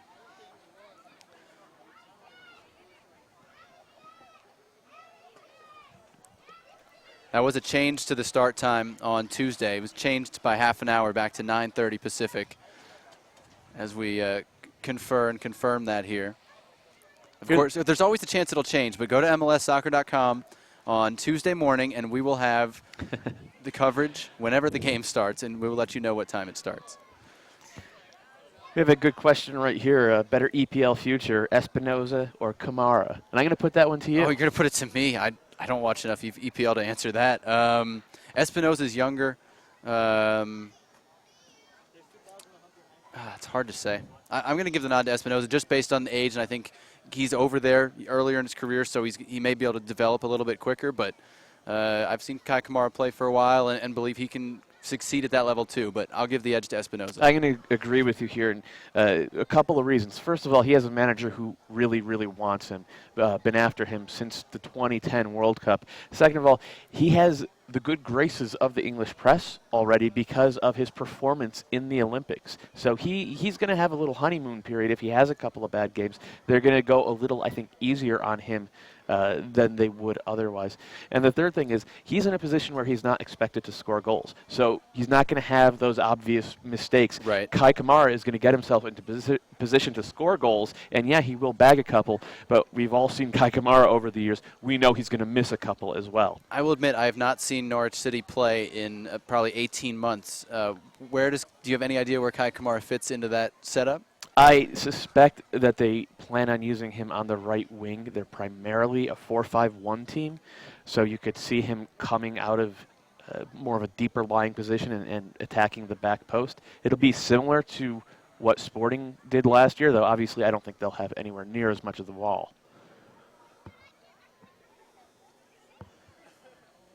So both teams just trying to stay warm at this point. And again, to see anybody down and in a situation where the training staff doesn't feel comfortable moving him for this long is really worrisome from our perspective. Again, we're not over there. We don't have any details on what's going on, but just hoping for Suni Saad at the moment, because scary certainly for him to be down in this position and unable to get up at the moment.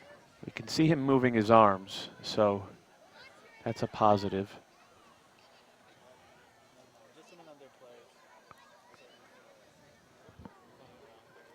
You see the Portland players trying to keep loose, Kansas City players doing likewise. And this crowd here, kind of the hushed buzz that you would expect, wondering what's going on. FC Tucson sponsoring these Desert Friendlies, the local PDL team. And we did hear that one of their favored sons from the local Canyon del Oro High School will be suiting up for San Jose tomorrow in the scrimmage, the former RSL player. Donnie Toya, yeah, the first homegrown signed by RSL. Of course, he never really made an impact there and was cut. After 1 year. That's right. Very unusual. You burn your college eligibility and gone after a year. And Toya, of course, came back home. He's a Tucson native, came back home, led FC Tucson in scoring. He's a pacey left winger. You can see really why he didn't fit at RSL, because he's not the most technical guy, doesn't really want to pinch in and combine. He wants to go direct. Where did you pick up this scouting report? Have you been watching FC Tucson games? I saw him for 90 minutes on Tuesday. There you go. He has all the pace in the world, and he had a couple of 1-versus-1 plays at speed, just left the entire KC defense in the dust. And of course, Sporting KC now need a little bit more depth on the wings, because Simon Dawkins has signed with Aston Villa, which really, I think, San Jose, you're speaking of. did say Sporting KC.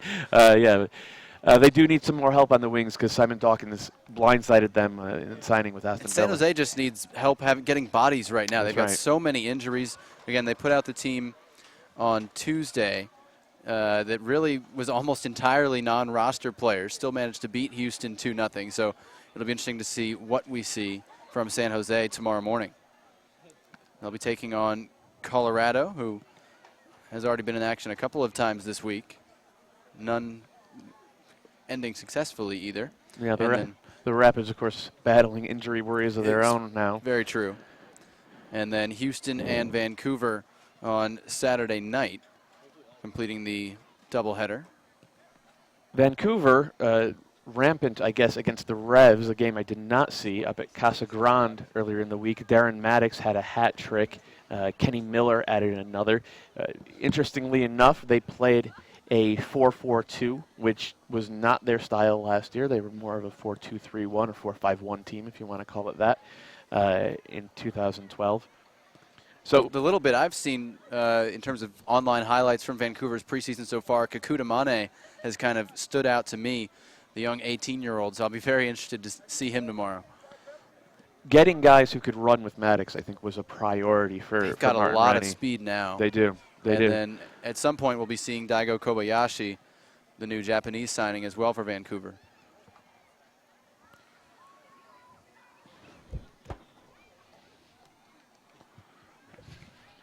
And we do have an ambulance here for Suni Saad, so worrying to see as well. Again, they haven't felt safe moving him, and so the flatboard stretcher is being brought out as well. So our best to Suni Saad and his family, certainly. And I'm guessing Sporting KC's website will probably be the best place to go for information as far as updates. Again, we'll try and get you one before the end of the show if we can, but it looks like Suni Saad's going to be stretchered off here and presumably taken to the hospital, so our best thoughts with him.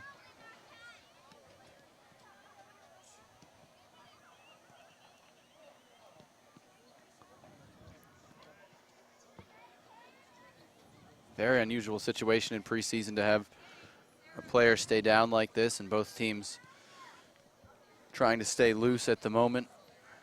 Even the referees trying to stay loose at the moment to keep this thing going.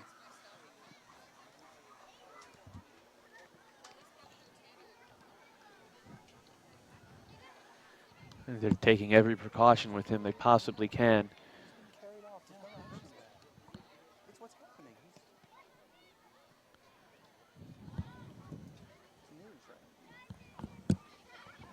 Saad, of course, scored the goal on Tuesday night for Sporting KC.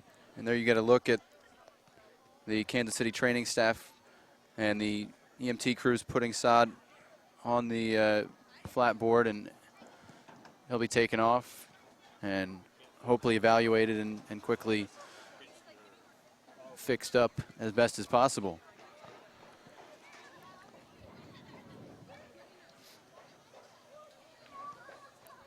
So it was about the 60th minute when Saad went down with the challenge at the edge of the penalty area. Again, there was a defender right up against his back. Didn't seem like anything too out of the ordinary, but certainly something has gone wrong for Suni Saad, who is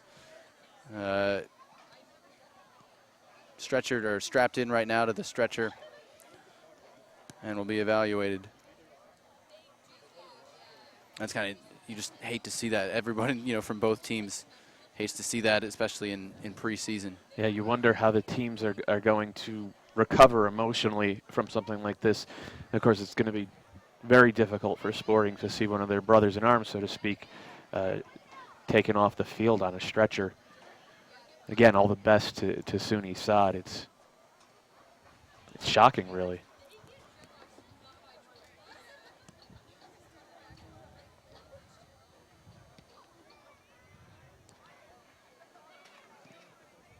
So we'll keep you posted again as best as we can here. We don't want to make light of the situation, certainly out of concern for Suni Saad and the Kansas City player, but we will continue this. Still 0-0 between Portland and Kansas City, and again we'll get going in a few minutes once they're satisfied that everything has been every precaution has been taken with Suni Saad.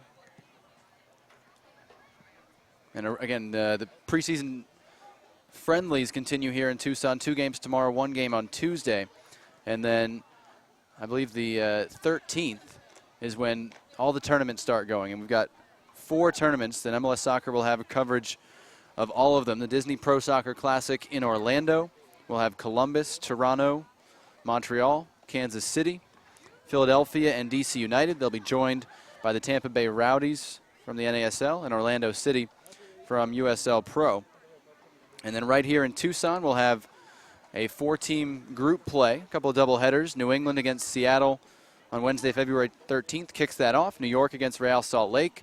I'll have coverage here with Greg Lawless and Jonah Friedman from the Kino Stadium. We're in one of the side fields. It'll be a little bit bigger venue. That's where they had the Canada-Denmark friendly. That's the 13th, the 16th, the 20th, and the 23rd. The Carolina Challenge Cup, one of the great preseason traditions in the United States. Chicago Fire, Houston Dynamo, Vancouver Whitecaps, and Charleston Battery meeting in that one at Blackbaud Stadium, which if you've never been is one of the great little venues in U.S. soccer. Seats about 4,000, bright yellow seats. They've got a bar with soccer scarves from every corner of the world. It's really a fun trip. And then Portland will be hosting a preseason tournament. I still haven't figured out what exactly it's like at a preseason tournament in Portland in February, other than the fans are great, because we've certainly seen them turn out for that tournament in the past. AIK from Sweden against FC Dallas on February 17th kicks off that tournament. Portland against San Jose, and they'll play a round robin that entire week, braving the cold, so to speak. I mean, come on, usually preseason tournament is in a warm weather venue, and that one is certainly in the cold. Cheers from this crowd as Suni Saad is taken off the field. And again, our thoughts to him and his family and the Kansas City organization as well for a quick recovery for whatever ails Suni Saad as he's taken off here to the sideline. So far, they haven't taken him out to the ambulance yet. They've just taking him off the field to the sideline, and we are going to restart shortly.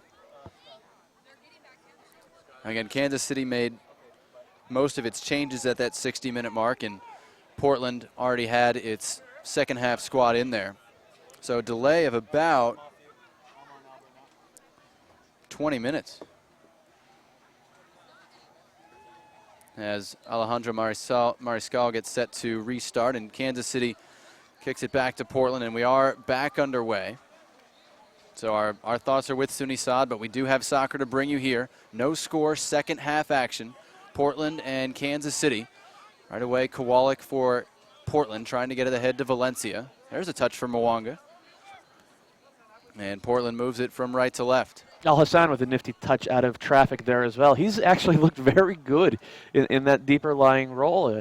Maybe Caleb Porter has uncovered something here. Well, he's still only 22, and he's always been very technical, so interested to see him in the middle of the field. Khalif Al Hassan signed with the Timbers when they were in Division II back in 2010. And his father, George, African Cup of Nations winner in 1978 and 1982. Jonathan Yardley is a font of knowledge, folks. I use the internet to my full advantage. Big switch for Lawrence Olam, part of that Orlando City-Kansas City connection.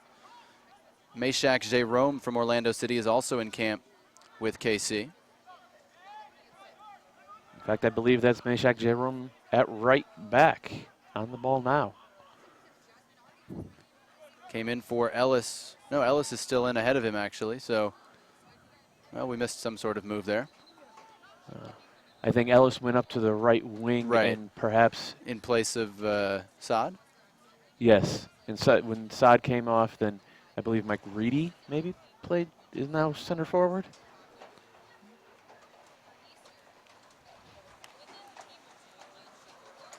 My kingdom for some numbers. Eric Alexander fighting for the ball on the far side for Portland. Mikey Lopez on it for Kansas City, one of his early touches. Quick feet, and he's tripped up by Al Hassan. Free kick coming to Kansas City. Solid aggressive play by Mikey Lopez right there. Saw an opening and wanted to shoot it. He was a guy that anyone I talked to who watched college soccer last fall raved to me about this guy, and I could not believe he dropped to 14 in the draft. He's obviously a young guy, still 19, turns 20 later this month out of Mission, Texas, so he may not be a guy who's going to help you this year. But next year and certainly 2 years down the road should be a real player in MLS. I think he's going to end up helping Casey quite a bit this year in the Open Cup, maybe in Champions League as well. Big right-footed effort coming. Hard hit and deflects in. Kansas City on the board. Meshack Jerome, the right back, rifles one in. Maybe with the help of a deflection, but Kansas City leads. Your guess on the deflection is as good as mine, but fortune favors the bold, I think, right there, going direct to goal from about 35 yards. Credit to Meshack Jerome for keeping it low and hard. Credit, again, to Mikey Lopez for drawing the foul in the first place. He didn't play it square. He didn't play it safe when he saw that. And he drew a foul in a dangerous spot, and now his team's got a 1-0 lead. I never stopped my watch, so I've got that as the 85th minute, and we're going to have 20 minutes of stoppage time. But the scoreboard clock here shows 27 minutes remaining, so you can do the math. That would be the 63rd minute. If you're scoring at home or if you're scoring next to us, we're very impressed with your diligence on this cool evening. 1-0 Kansas City on the free kick by Meshack Jerome. There's Valencia creating some space. Al Hassan returned the favor. Trencito Valencia squaring it across. DK couldn't convert. A case of maybe being too unselfish there from Valencia. Granted, he didn't have a great angle, but that's when you want to see the big guy finish off. Again, Khalif Al Hassan showing his playmaking chops out of that central midfield role. Great composure by Al Hassan to take the touch, keep his head up, and see the run. Valencia unselfish in his favor. Unfortunately, in this case, maybe overhit it, maybe surprised DK a bit, just didn't make the connection. I think DK is still frustrated with himself for not finishing that. Alexander and Donso combined to win it for Portland, now down 1-0. Long ball in the direction of Valencia, off the mark though, headed away by Gardner. That was Reedy on the ball. Now Michael Thomas, one of his early touches. Good dummy by Peterson Joseph there. Got it to Miller, now a switch. Looking for Ellis on the far side. Chris Taylor, the Portland defender, with him. And knocked out of bounds.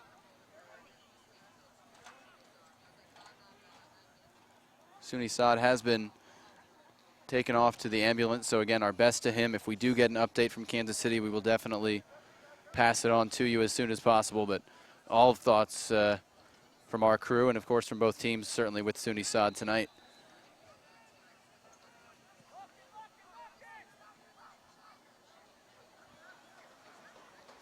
Portland will kick out of the back after what I believe was offside after the throw-in.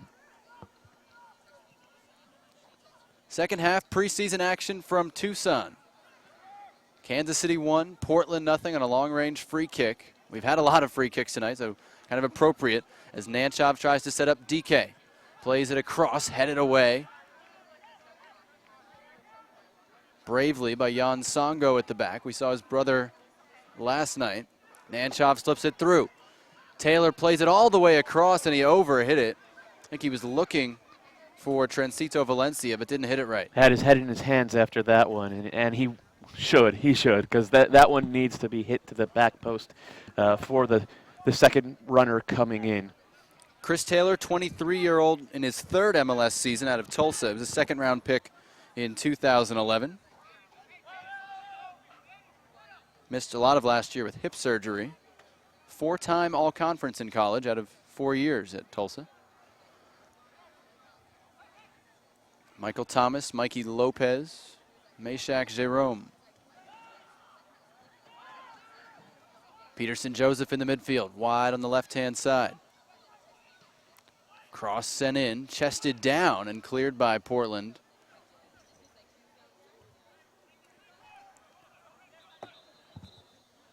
And a whistle here, giving the ball to Portland, much to the chagrin of Sporting Kansas City.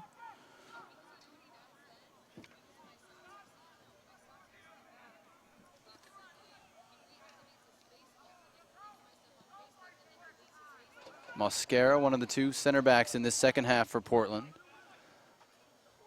Kowalik under pressure, just played it up the line, and it does go Kansas City's way.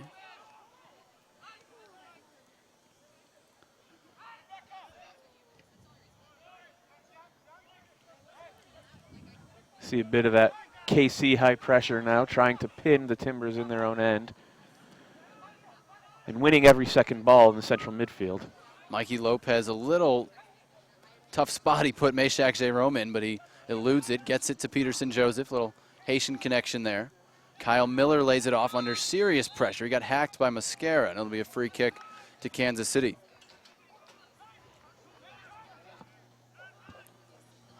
Early ball, and it's headed down by Mosquera.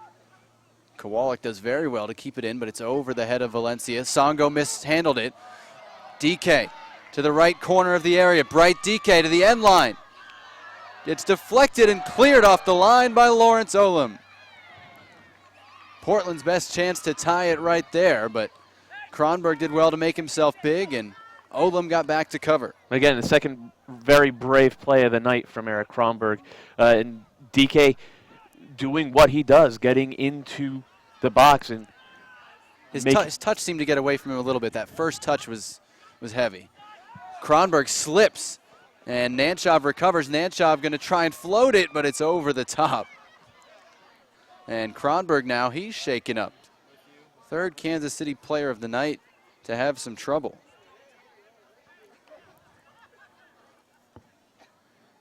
It looked like Kronberg may have taken a blow in the stomach, somewhere in the solar plexus. Now he's holding his left knee. Is he? It looks like, and the training staff from Kansas City has been all too busy tonight.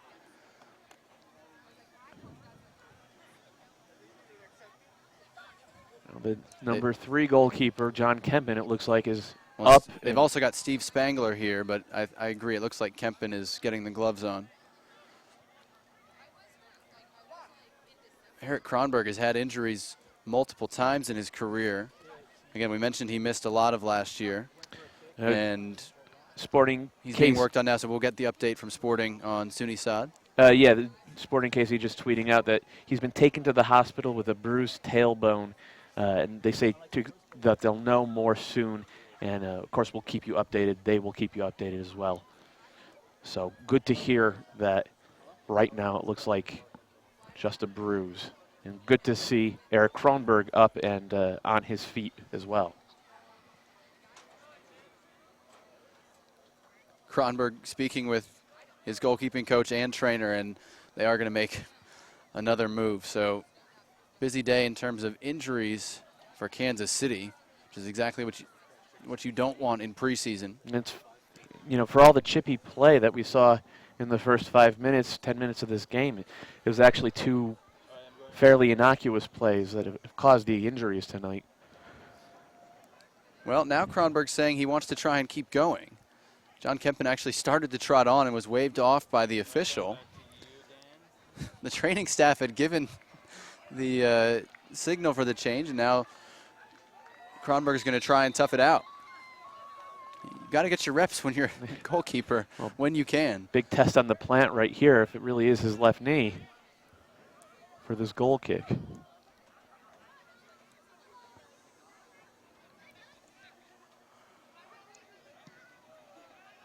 Seemed to come through that okay. He's still limping a little, but got it away all right.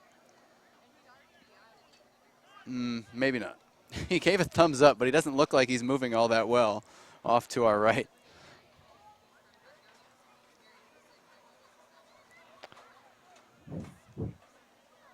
And I think there's a lot of miscommunication here over whether Kronberg's going to stay in or not, but again, he's going to try and tough it out as Jerome prepares to throw in. John Kempen has jogged from the bench to the midfield stripe about 3 times now, expecting to come in. And now it looks like the youngster's just going to do some sprints back there.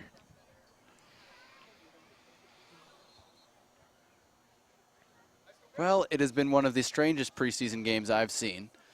Really choppy a lot of the game, and too many injuries, obviously, and one that really scared all of us. Kind of a bizarre goal as well. Yeah. Long ball hit here. Valencia chasing. Songo there, called off by Kronberg.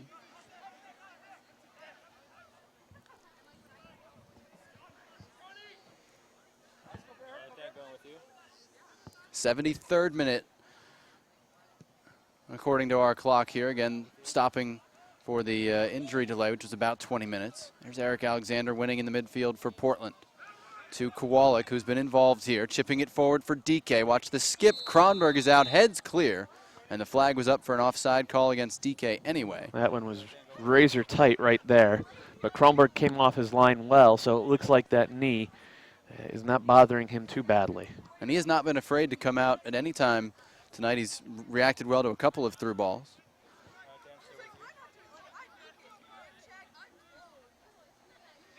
Jan Songo, one of the offseason signings for Kansas City. Blast that one out of bounds. Throw into Kansas City. Songo's just 21, was in the Real Zaragoza youth system in Spain. Also had spent some time in the Deportivo La Coruña youth system.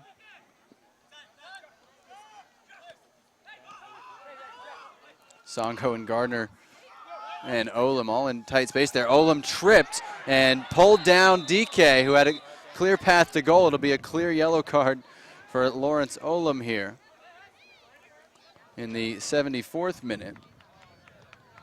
It looks like DK might have stepped on his hand as well.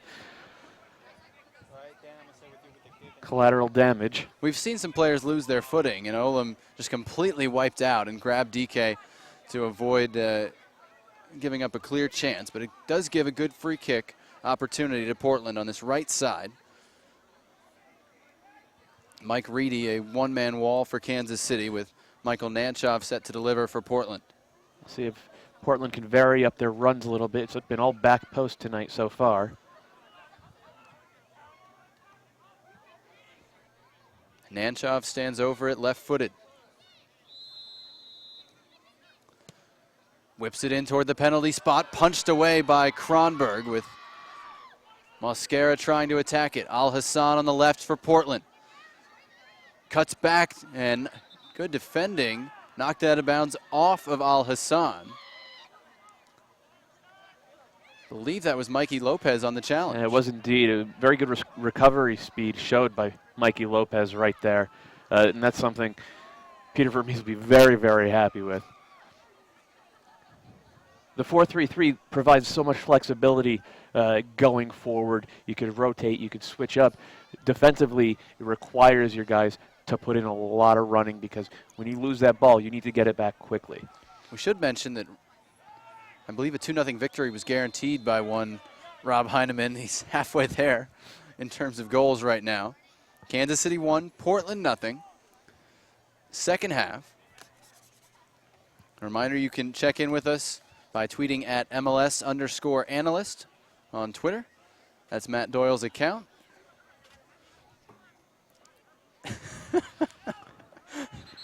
Rob Heineman tweeting back that he would love to arm wrestle Merritt Paulson right now, so that would be a good undercard, and certainly. I could promise you if that happens, we will have it streamed live on MLSsoccer.com. Can Simon be the ring announcer? You took the words right out of my mouth, John. A little pushing and shoving on the ball there, but it's a free kick to Portland. Al Hassan takes it early to Valencia on this near side. Great size for a youngster, but he's broken up there by Gardner. And veteran wasn't going to bite on any of those moves. Mosquera with an intercept. It'll be a Kansas City throw-in.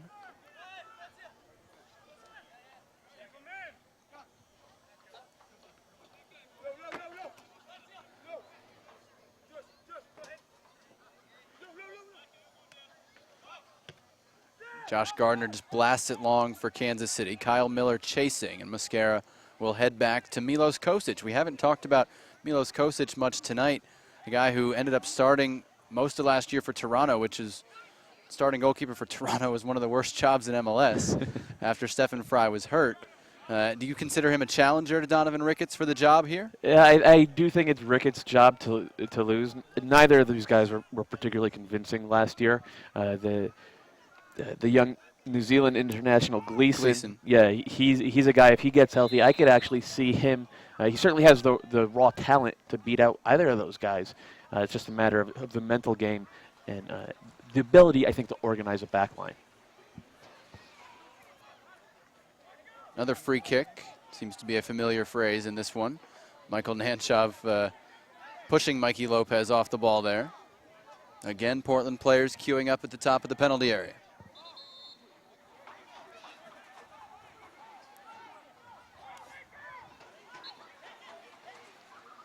Nanchov curls it in, and it's too high for Footy. I think he mistimed his jump just a bit, and it's out for a goal kick.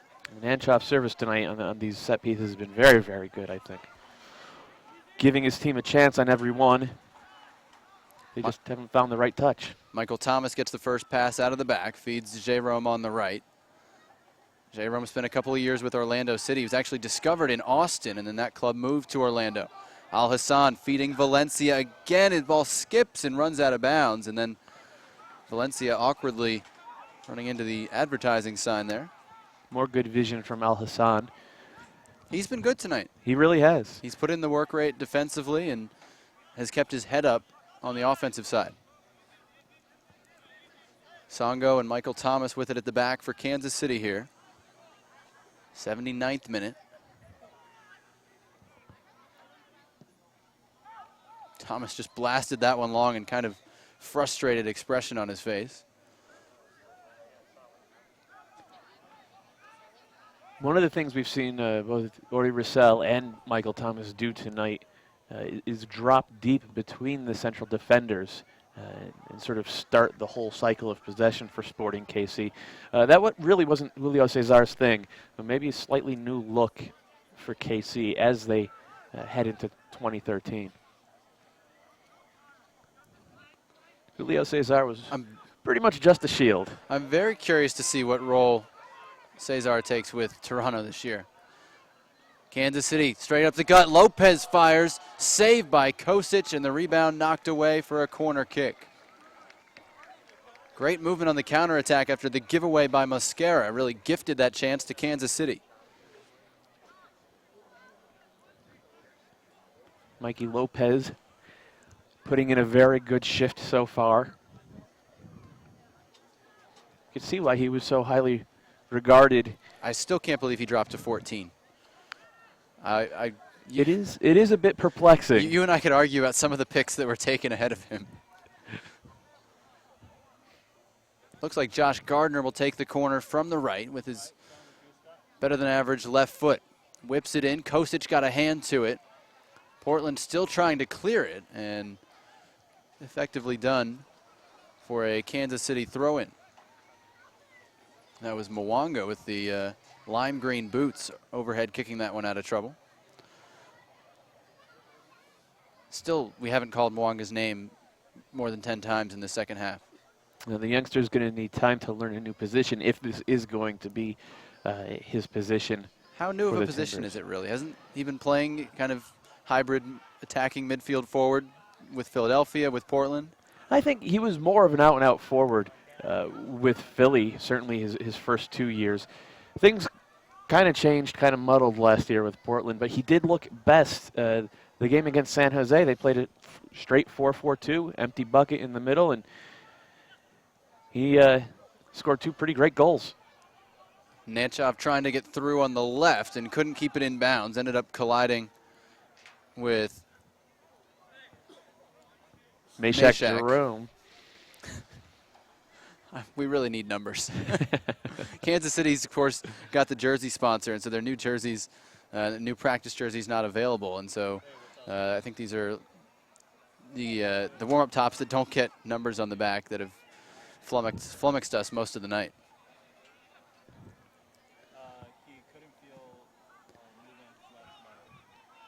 Kronberg floats in the direction of Ellis, and Portland can't believe that call went against Footy Donso, and I tend to share that sentiment. Didn't seem like there was a lot in that one. Under 10 minutes to go here in Tucson. Kansas City 1, Portland nothing.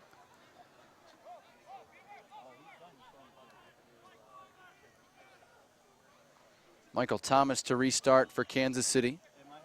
Their only goal came from a free kick, hit by Meshack Jerome. Thomas floats into the top of the box, knocked down. Mosquera trying to shield it and knocks it out for a Kansas City throw-in on the left-hand side. Thomas, one of a number of local products for Sporting Kansas City, something that they've really committed themselves to with both the academy and the affiliation with Orlando City. Thomas from Olathe will turn 25 in early March, but just his second MLS season. He also played in Sweden in 2010-11 when he came out of Notre Dame. Ellis holding the ball in the corner. One back by Kansas City, but knocked out of bounds. Still Sporting ball.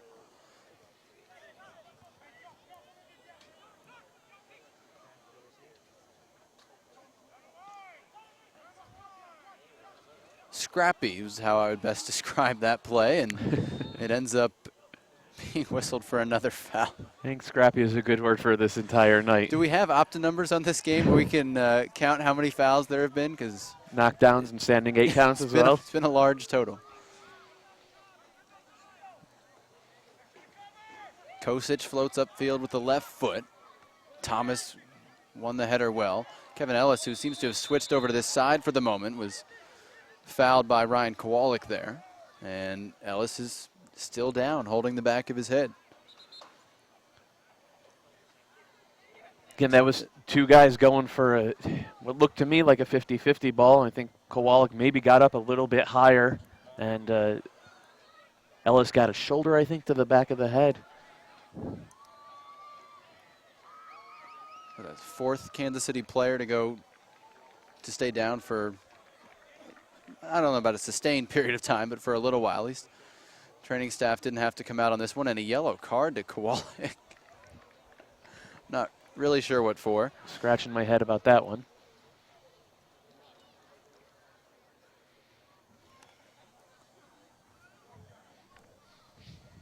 Jan Songo will restart after bookkeeping is finished.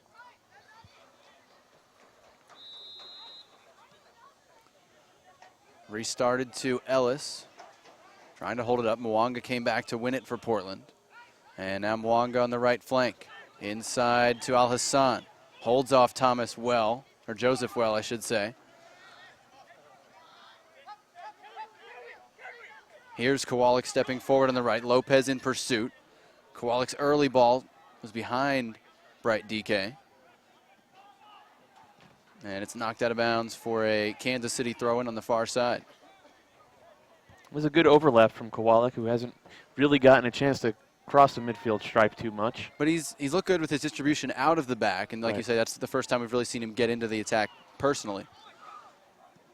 Songo just forced to clear it for Kansas City, and Kowalik quickly wants the ball back, even though the original ball carrying back onto the field. And Valencia, the high boot there. Peterson Joseph harshly whistled for the foul. Free kick to Portland.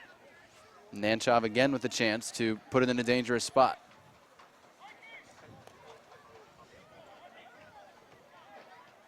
Two in the wall here. Nanchov, virtually no chance he's shooting on this. Bends it in toward the penalty spot, headed just wide from Mosquera. Had a chance to tie it, but couldn't get the header on target. Well, that's what Portland needs to do. They have that size, and they have those guys who can really just dominate you physically. With Nanchov putting in good service really this entire second half, they had to get at least one of those a clean look. Just happened to fall to the wrong guy. I think they'd probably rather have Bright DK or Danny Mwanga getting the last touch on it. Gardner kept that one in at the sideline, but it was picked off by Kowalik. Mwanga's pass deflected. Neat touch by Nanchov to get that one away from Mikey Lopez, who just seems to be nipping at everybody's heels in the midfield, and foul whistled. It will be a free kick for Portland. And Alejandro Mariscal is furious with Peterson Joseph. PJ working hard to get his... No, this was never going to work. There was always a yellow card coming. There Portland could not start, and the yellow card goes to Peterson Joseph in the 88th minute, and eventually they do let Portland restart. I believe that's bingo. Sporting Kansas City bingo right there. Kosic floats it up high toward DK. He got ahead to it. Second ball, Thomas and Alexander battle for it. Portland comes away with it. Chris Taylor on the left. Al Hassan, who's been one of the more impressive players in the eyes of both Matt and myself. Here's Chris Taylor getting forward on the left. Taylor into the box, plays it across, too far for DK, and it runs all the way through on the far side. Even Kowalik can't keep it in. Great pressure by the Timbers. And that was the cross that Chris Taylor was looking for about half an hour ago when he got forward. DK, good hard run to the near post, just off by a half a step. Gardner rips that one across the halfway line. And Mosquera will chase it for Portland. Still trying to tie the game here. 3 minutes left. Kansas City 1, Portland nothing. I think we're going to have to add Michael Nanchov to the list of players who have been impressive. Just neat and tidy in possession. And it was his vision that sprung Taylor down the left side for that last Portland attack. Miller drops it off to Joseph stepping forward. Cut between two. Peterson Joseph in the area tried to square it across, and Donso broke it up out for a corner kick.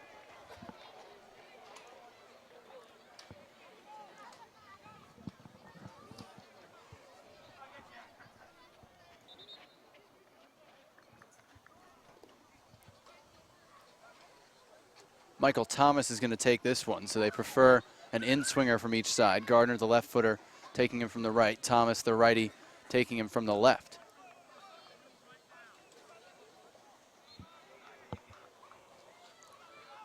Chipped backward to Lopez, going to hit it from distance, but well over the top. Not threatening, and it'll be a goal kick for Portland, which is trying to hurry here.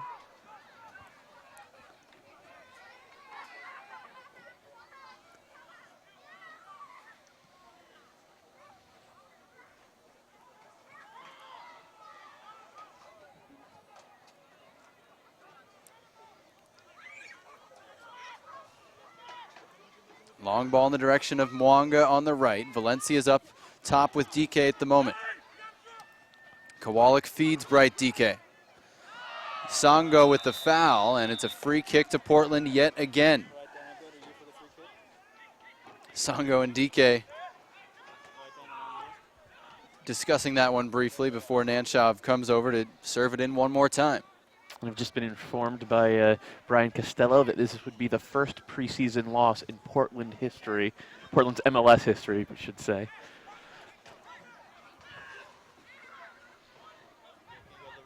Bet you didn't know that one. I did, actually.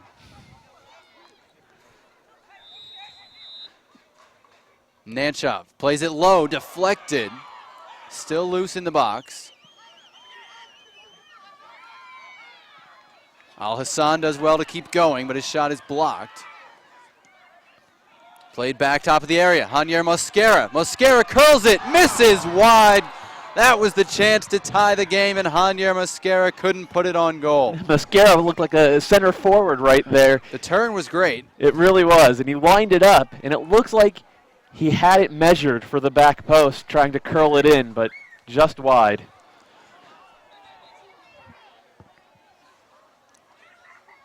We're in the final minutes here. Stoppage time, in fact. I think we just got a bad throw-in I think called. foul throw. We've Wow. seen almost everything today. If we had had a back pass called, it would really cement it.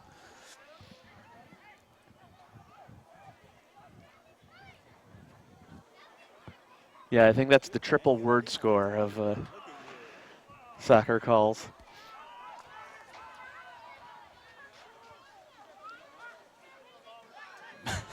Mosquera bumped off the ball by Peterson Joseph. He made a bit of a meal of it, which is why we're both cracking up. Timbers restart quickly to Al Hassan. Nanchov. Eric Alexander chipping it for Kowalik. He was clearly offside. Flag is up, whistle blows. And Joseph is... I think Peterson Joseph is getting sent off for a late chop on Nanchov. Behind the play, it was very cynical. He's from not Peterson actually going to Joseph. take out the red card, but he's going to send Peterson Joseph off in stoppage time. Deserved. He's been under the referee's skin pretty much all night. Hey, this is a knock on him. He has all the talent in the world. He really is a fantastic little player, but when he loses his temper, he can't rein it back in. And they are going to be allowed to substitute for him in this case.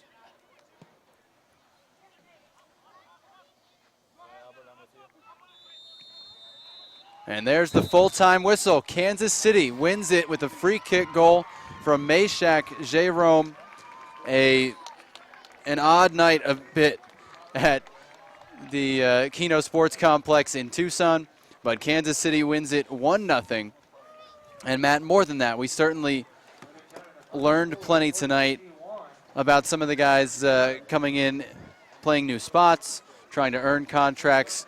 Al Hassan is the one that you and I have talked about. Who else stood out for you tonight? I think Michael Nanchoff as well in the second half. It seems like Caleb Porter now has a surfeit of tiny technical players who can sort of play both sides of the ball. What he really lacks is a ball winner. Again, that Jack Jewsbury injury is something that they'll be concerned about. Do they go on the hunt then for a real defensive midfielder, a true number 6? I don't think they need one. They've got Chara, they've got Will Johnson, who I think could play there, and would give you a little more skill at that spot.